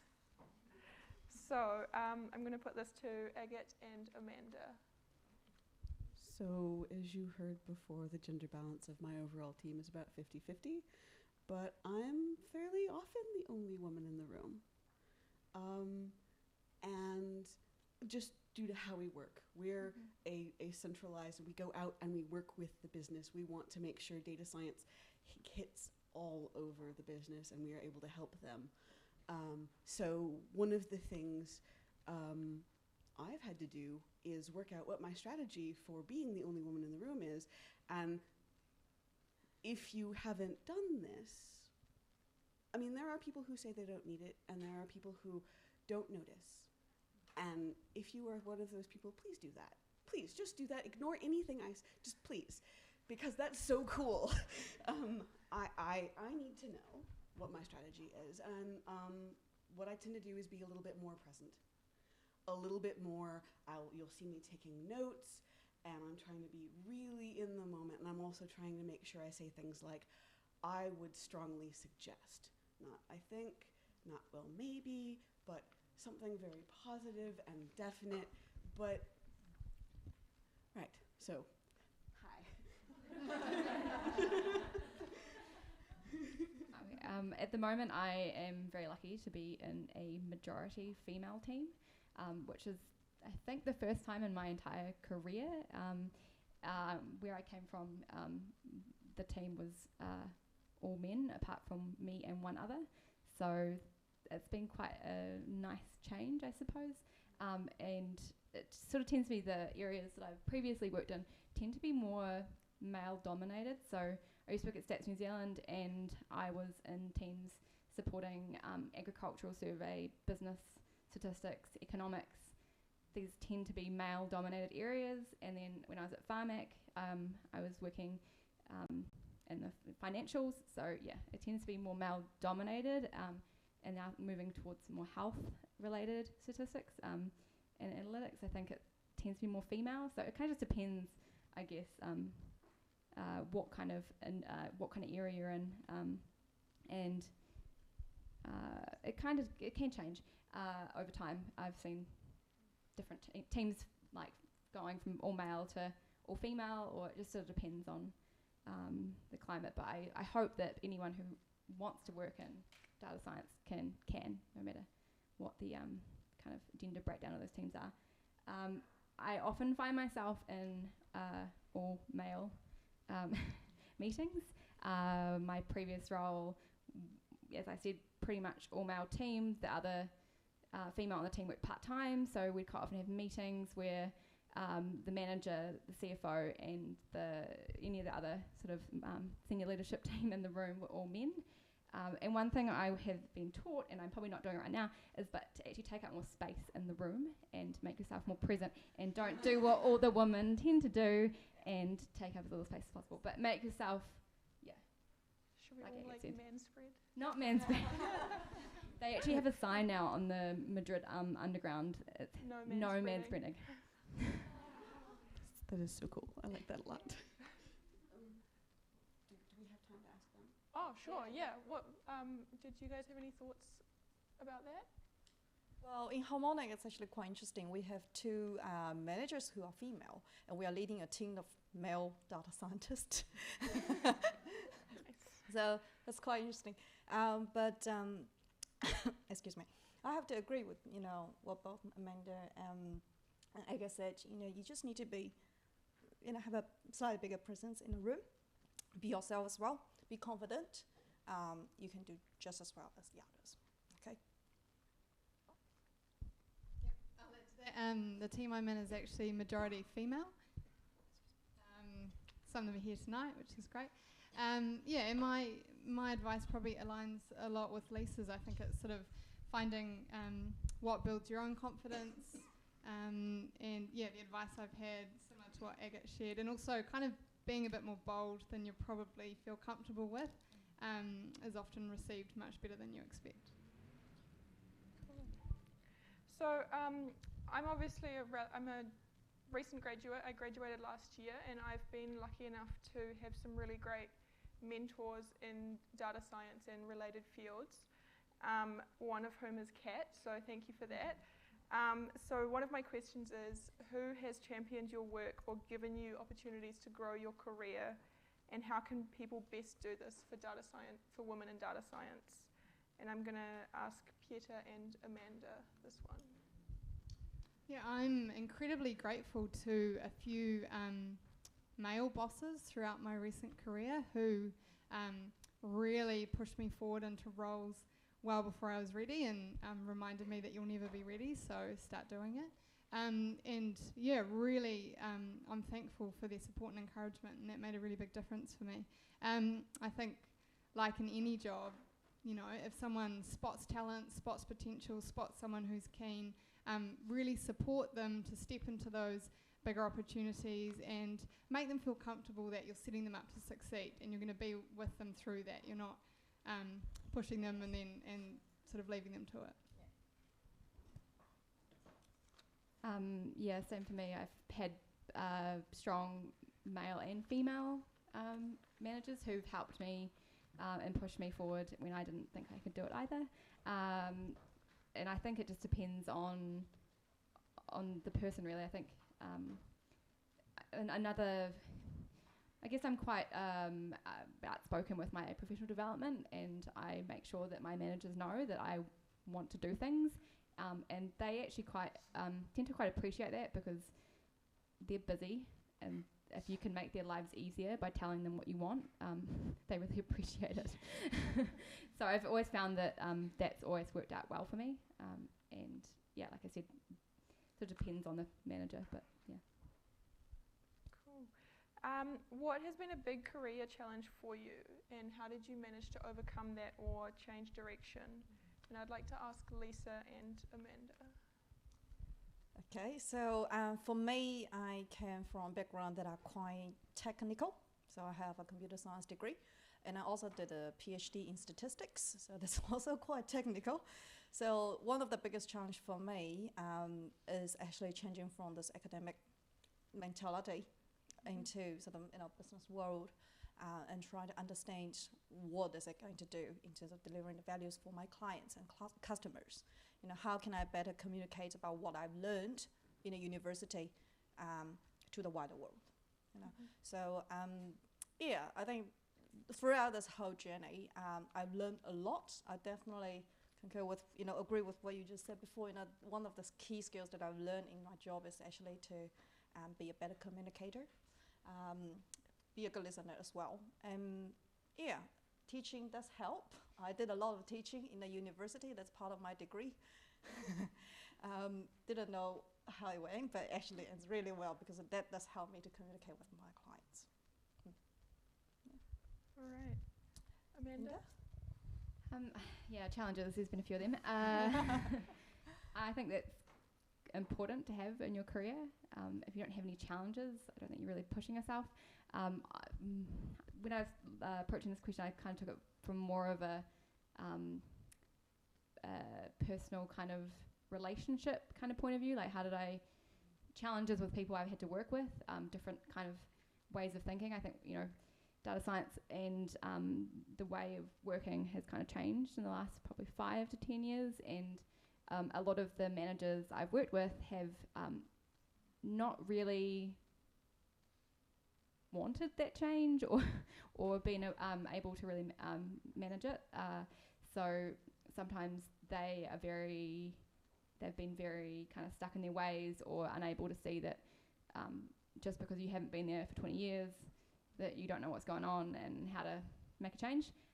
So for me personally, that was like those kinds of relationships have been the hardest things, and especially being a female,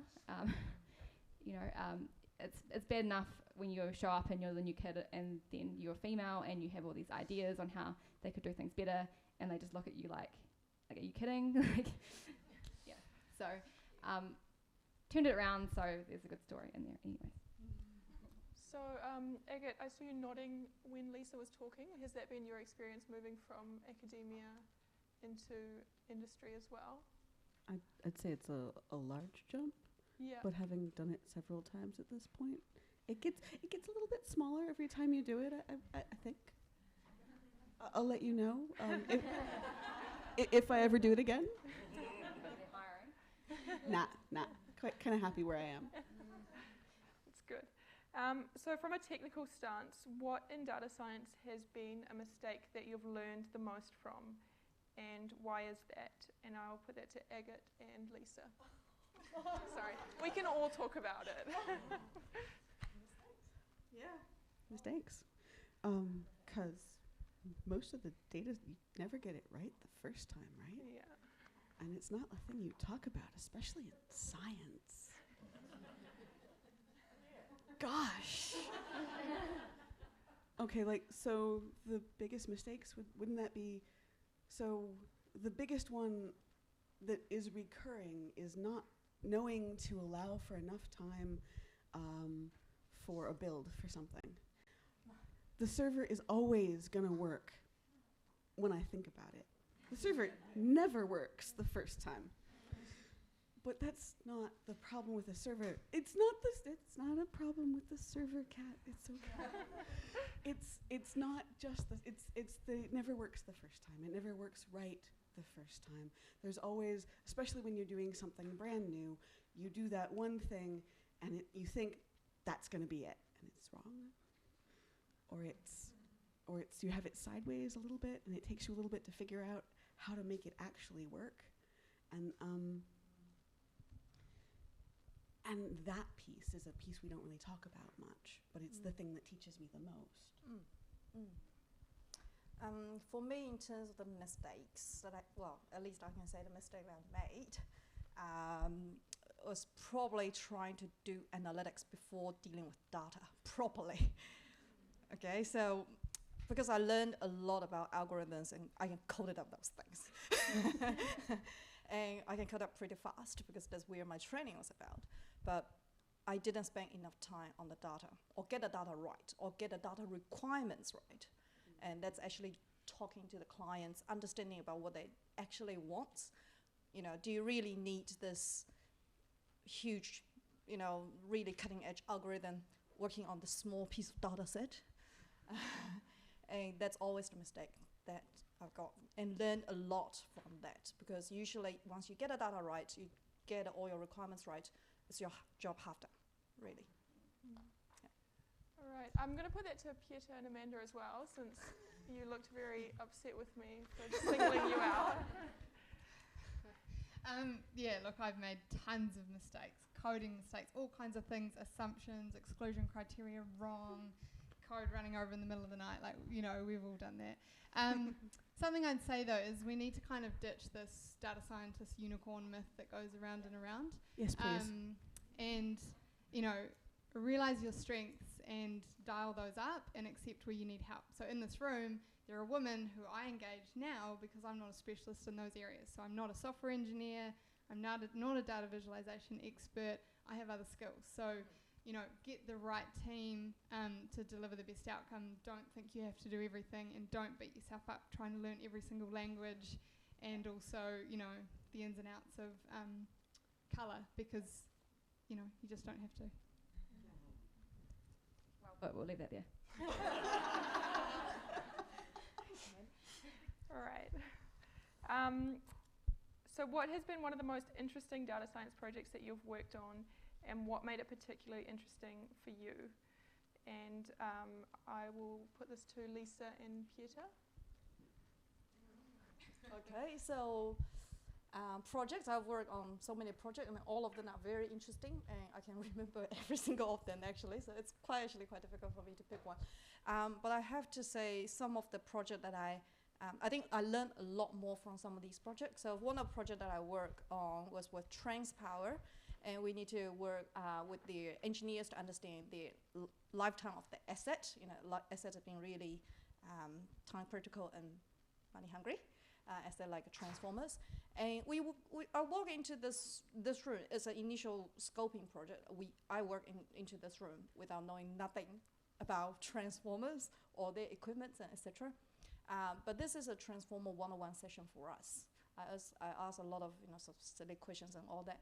And in the end, we turn around a dashboard that helps them to understand the lifetime of the asset within the months. And in the end, the engineers came to these projects and they say, wow, this is something that you can do within the months. And I can't even get it done in 2 years' time. And that's the moment where I remember, they actually see the value in analytics, and they see the value in the presentations and the way we put things together. We are not engineers. I'm not engineers. I remember it, but we work together with them. And that's the moment where I say, wow, this is the value to it. Yeah. Pieta. Some of the most exciting projects for me, I think, have been at the intersection of different fields. So I remember one project that was about retail site selection that drew a lot from physics and theories of gravity, which was amazingly effective. I used to work in a quite customer behaviour marketing focused context, and so you hear a lot about behavioural economics being used, but we actually were able to apply some of that and get quite a significant uplift. And another one was around understanding how frontline staff are using predictive models and actually going, it's not getting the results we expect because people don't feel comfortable using what they're being presented with because they don't understand it. And by adding in a layer of context to that, again, we really got a significant uplift in the benefits. So I think for me, it's those projects at the intersection of different disciplines that have been really exciting. Oh, cool. I might actually ask Agate and Amanda that question as well, because I always love hearing about people's projects and what they've found most interesting. What do you think? The most interesting personally are the projects that have really challenged me or have been complete failures. I had to close a project when I was at Stats New Zealand because it failed, and that was one of the most interesting from personal, like how was I going to deal with that? That I had to be the one to write the project closure report and explain to the management team why it failed. So I found that quite interesting. But then also on the other side, working on projects where you're working with really interesting applications of analytics. I worked on the World War 100 project, so they reinvestigated how many people were at and then subsequently died at Gallipoli. And so I was working on that team to come up with the numbers on that too. So yeah, completely varied projects, and that's kind of what you get in this field. Okay, most interesting? Yeah, or your favorite? Most memorable? Most memorable. I contributed to a small piece for Statistics Without Borders when they, I really, really enjoyed that. It was just about hospital staffing across borders, Sierra Leone and Ghana at the point in time when they were, this is terrible because I've now lost everything that was in my head. I think it was Hunter last 2016. Anyway, it was hospital staffing, and I really enjoyed the sort of network problem that was, because I knew that it would go to a nice place. It was actually going to help people. Other thing that I really found quite interesting is actually the text analytics that I'm doing for work. Because okay, I sound like a shill. I'm sorry, but actually helping people get the help they want is actually kind of neat. And text is hard, like really hard. And I'm really, really enjoying it. especially when I can actually connect someone with something they actually wanted in the first place. It's kind of... It's very satisfying. It is my jam. All right. I think we're going to put it to the audience at this stage and see if there are some questions out there that you would like to have answered. Okay, so we might have to have you share too. Okay, you're right. All right, so I need a helper, so Zoe to help us out here. Okay, so questions from the audience. Oh, okay, Zoe, I'll get this in, you get that in.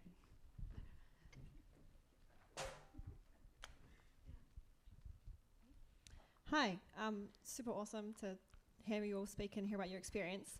So I'm starting off very early in my career in sort of the data science space, but I wonder what your suggestion would be to how you would encourage a very engineering-based company to actually value data and data science. Yeah, just interested in your thoughts on that. I think it's through demonstrating the value of it. So finding small examples early where you can clearly demonstrate what's possible and the value that you can achieve. And I think that can give you a snowball effect around engagement.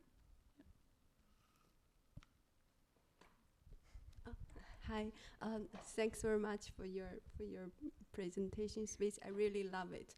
And about this question, what it makes to be a data scientist, I'm thinking that in this male domain world, well, there is a really source reason that the data sets, data resource are not controlled, not in the hand of female, which makes us less powerful. Because if we are not the one who own the data, who collect the data, who integrates the data, that will make us more difficult to have bright future in the data science way. So my question is, as an organization of women in data science, is there a possible way that we can maybe help every woman in the world, that we share our data and we collect, we integrate our own data set, which in the hand of female, and that will have a big change in this male domain world because we own the data source.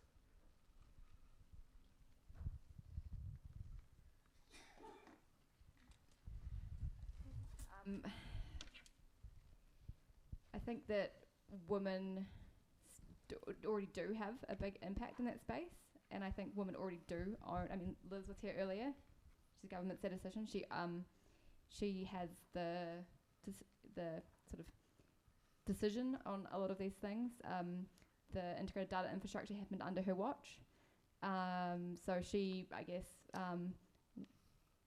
was one of the curators of that. I was personally on the development team as well, and there was another woman on that team too.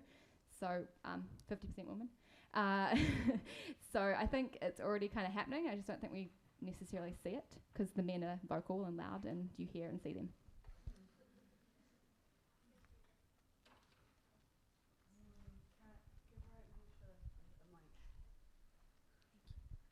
Thank you for sharing your experience, ladies. It's been wonderful listening to your stories. I think we're talking about data science and a community building thing here. And data science in itself is a community, has a big community side to it, I would think, due to the open source tools and everything that we use and consume to deliver results. As senior leaders or, practitioners in your full-time jobs, do you people get the opportunity to give it back to the community in terms of the math, the stats, the algorithms, and all of those things? If yes, how do you do it? Do you have any tips so more people could do it? If not, how would you like to see it evolving so that it could be given back to the community in that space and keep the science growing? So, can you hear me? Anyway, okay. Test. I'm sure we want to. So yes, we do try to give back to community as much as we. This one's dying, but it's okay. You can probably all hear me, can you? this one is better. Away from my day job, I also organized Auckland R user groups and part of Wellington R user groups, and also participate in Analytics Forum, which has a lot of male and female and private and public sector people coming into it. We try to raise awareness through these communities. With the universities, we are actively engaged, say, with the University of Auckland. We're trying to build, say, internship programs with the university, which comes through quite well for the graduate to be able to sort of open a door for the graduate to be able to know what's out there in the industry, what they will be expecting, what they can expect, and what are the challenges they may face. Yeah, so we're definitely thinking in that space, and we should do more. And I would encourage you all to do more. So I volunteer with Statistics Without Borders. I'm an associate researcher at Massey University in my off time. Hi. We have our one day a year where we are supposed to go volunteer for the community, and I'm corrected from the back of the room. It is 2 days a year. We are, pardon me. And a lot of that, I made a real point of going and finding places I could volunteer and help with maths or stats or strategy, actually.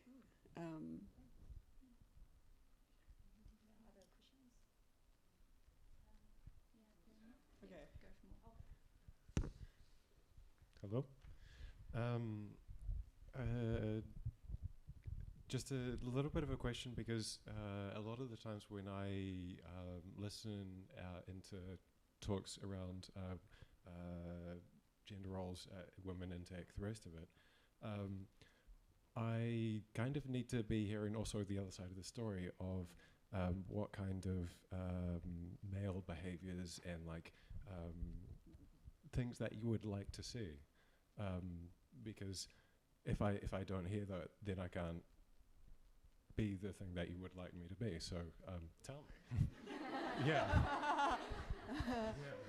Well, yeah, it's a good question, because I was at a software summit at Brisbane last year, and that's when actually Kat called me while I was at Brisbane and said, "Can you help with this women event?" And I said yes on the phone straight away, because I was at a conference with all males. I'm probably the only 2 females in the entire audience. I'm the only one who presented it. And they are all sort of background in engineers, software, you name all those sort of more male-dominant disciplines. So before my presentation, I was talking to my boss, who's a male, and say, "Oh, I'm really nervous because I'm talking to a group of people who are definitely more sort of experienced in the field that I was working on." And then he said, "You will be fine because they see you as a woman, and you are the only woman in the in the conference. They will be quite tolerant with that, and they will respect you a lot more, so they won't challenge you as much. Although I do like to be challenged, and I did actually get challenged, yeah, in a nice way. But I like those kind of conversations with male or engineers or any other disciplines that I can have open conversation with. They don't see me necessarily as a woman or minority or any other way, but they actually see the value in my work rather than me. So, yeah. I think just being generally respectful and understanding to any colleague, right? So everyone's going to have their different ways of working, their different learning styles, listening, speaking styles, and I think just being mindful and respectful of those. And I think often I've found, you might be in a senior meeting and someone will swear and they'll look at me as the only woman and apologise for swearing. I'm kind of like, you don't need to do that. If you think swearing's offensive, apologise to everyone, and if you don't, just go with it. So, yeah. So I would, if I can just add a couple of things to that question, actually, because I think we all want to comment. Yeah, I have thoughts. No, but I saw a really great thread on Twitter about this recently, so I'd like to kind of put a few ideas out there that I saw. Some of them being, if you are a man who is asked to speak on a panel and there are no women on the panel, suggest some women to speak instead of yourself. And the other one being, tell tell a woman how much you're being paid. Obviously, yeah, I'm sorry, but let's talk about it. That's actually really helpful, especially if you are in a position where you can do that, or you can tell them how much they should be expecting to get paid. So I've had a man sort of help me out in this area. Obviously, it's an awkward topic. Sometimes you're not really encouraged to do that, but if you are in a position where you can do that, maybe they work for a different company, you're in a different role, you can tell them, this is how much you should expect to be paid, or this is how much, so-and-so is being paid in your role. That's really useful information for them to have. Just calling out when you see stuff that you think isn't cool. That is like the hardest thing, but it is the best thing, in my tiny, humble opinion. All right. Hi, ladies. Thank you. Hello. Okay. Hi, ladies. Thank you for all the great insights. And my question is that if you're moving from another field into data science, what sort of skills or abilities do you reckon everybody, the person moving should have? And what is, and especially in New Zealand when jobs are more given out by shoulder tapping, what sort of skills do you need to actually break into the scene? So I think obviously some subset of hard technical skills or quantitative background is really helpful, but I think curiosity and grit are probably the two key things. So build your curiosity. That can be through personal projects, engaging with what's out there in the news, looking behind the numbers. I think that's really, really important. If someone has, competed in Kaggle competitions or code on GitHub, for me that really weighs more strongly often than other factors. And in terms of grit, it's going to be really hard sometimes on these projects to keep pushing through all of the data issues, all of the time issues, all the delays, the code, debugging, all of that. So, you've got to build that resilience to just keep going, because that, I think, is what really sets apart successful data scientists.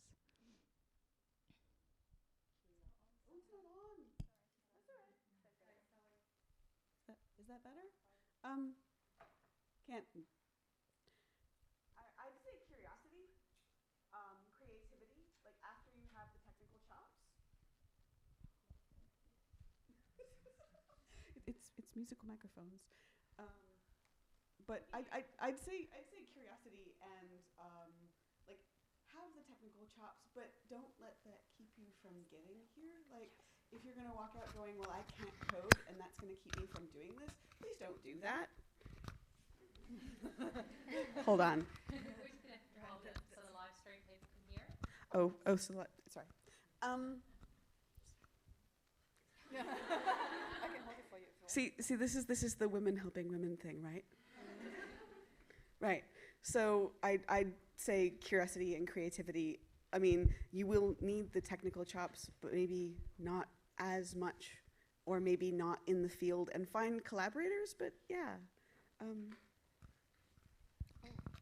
I think you covered most of my answers anyway, but I'll probably just adding one, because we're dealing with data, so I'll say people with data science as well, so curiosities and creativities and all that, but think about data as something that you can create a good story out of.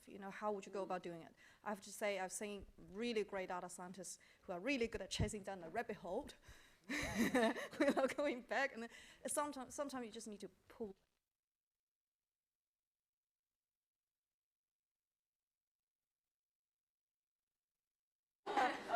Okay, have some, second opinion. Talk to people, make sure what you do is actually relevant. Very great analogy. So, I'll just add to that. I think this one. I think also the reason some people do get shoulder tapped is because they're good to work with and they bring different points of view than the people that are hiring them. So.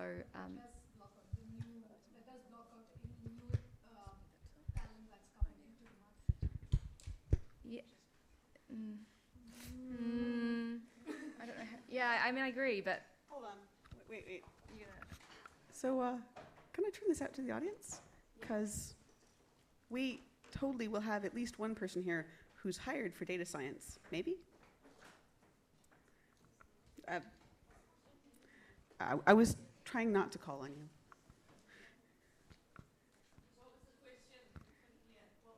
So the question, this is going to be silly. Sorry.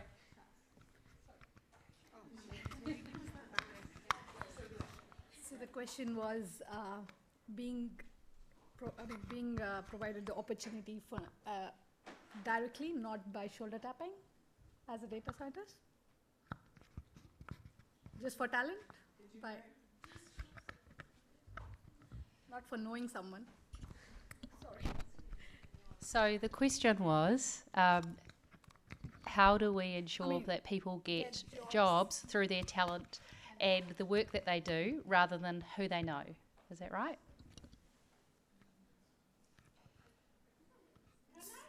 Yeah, please.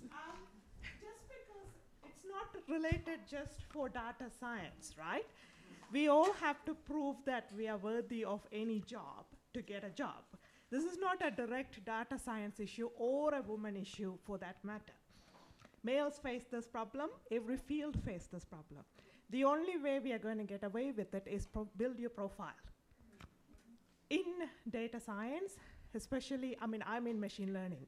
So if you're in computer science, one of the best things you can do is go find an open source data set, play with it, try and come up with something that looks different to someone else.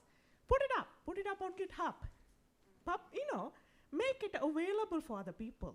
Make your code available for other people. Make yourself known. Someone will find you. So, as a side note, Sorry, it's been bold, but it's just be true. bold. Be bold. That's what we want to do. We want to be bold. We don't hire through people we know. So at the risk of getting the eyes from my boss at the back of the room, if you see something up on ours, apply. Get the chops, but apply. So I work for LPS and we hired data scientists. A cool thing for you guys as well, male and female for each role do get the same pay rates. So that's the cool thing about our company is that female are on par with male, which is really exciting in that terms. For data science, our biggest thing is update your guys' LinkedIn, put lots of information on there because that's a lot of the way how we find people. So if you guys have lots of specialised in the data science area, make sure you're updating your LinkedIns because that's how people can really find you for your talent. That's just my bit of advice. Cool. Great, thank you. I think that we actually have to say goodbye to one of our panellists to catch a flight, but next time we'll do it in Wellington. Amanda, thank you so much. Very much. Thanks for having me. Thank you. So we'll just finalise a few of the discussion threads that we've had going on here, and then we'll just we'll be wrapping up in about 10 minutes. So. Can I just add to the previous answer? I know that it was a question around the hiring side of things, but as a recent job seeker, I could give you some advice. The first is don't just look for one thing on Seek. Have lots of searches with lots of different search terms. So what you think you might be looking for is a data science role, but that might be called analyst, or it might be called manager, or it might be called consultant. So look for lots of different keywords. If you've not worked in data science before, and I can say this as a not quite data science, somewhat statistician, work on your problem solving skills. Data science is just a range of tools and techniques to solve a bunch of problems that relate to data. If you've got problem solving skills and you can bring conceptual thinking and hard problem solving type strategies, you'll do really well. All right. Thank you everyone, and thank you for those of you who have asked questions and those of you who have answered them. It's been really great to hear your points of view as well. I think it's really added something to the discussion.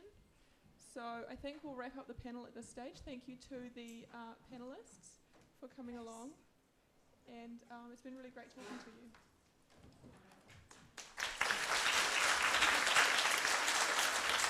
Okay. Well, that brings us to the end of the evening, and I really wasn't sure how many people were going to turn up and whether or not we could actually make this happen. And obviously there's been a really strong interest from so many people. I'm actually really excited that next year we're going to be running this event again. We might do it in 2 cities. We're definitely doing it in Wellington as well, for sure. And we're going to try and run it during the day. So we will be surveying all of the attendees afterwards, just to see, you know, what times of the day would work best for people, and you know, whether or not you'd be willing to travel, or if we should be doing 2 events. So if you would like to know more about Women in Data Science, there's a few articles that were published recently about some of our amazing speakers. You can go to our website and also just check out the live stream, because it's going to be available tomorrow on, you know, after the event on YouTube. And I also encourage you to check out the Stanford live stream, which really happens tomorrow for us. So you can check out all of the speakers that are at the main event at Stanford University as well, and also some of the satellite events that are happening at some of the other countries around the world. But thank you, everyone. Thank you so much to our sponsors, Bank of New Zealand, LPS, and the University of Auckland. Well, University of Auckland. Major thank you to Rosalind for really giving us the space. And thank you, everyone, for travelling from around the country to attend this event, and to everyone that's tuned in on the New Zealand live stream. We look forward to doing it all again next year as well. Thank you, and it's a great way to kick off the, you know, International Women's Day week by having a Women in Data Science event. Can I just dive in with one more quick thank you? Thank you to those who contributed to the Dress for Success clothing drive. Literally, I have a pair of my shoes out there, so someone will walk a day in my shoes, because I happened to fly to a business meeting one day, realising I only had my trainers, and had to buy some shoes in a hurry that didn't fit. But seriously, Dress for Success does some really great work about empowering women with the confidence they need to go on their own employment journey. So thank you to those who could help. Thank you. Okay, and on your way out, don't forget to walk past the Women in Data Science wall. Take heaps of photos, hold up your drink bottles, and remember to hashtag WiDS 2018.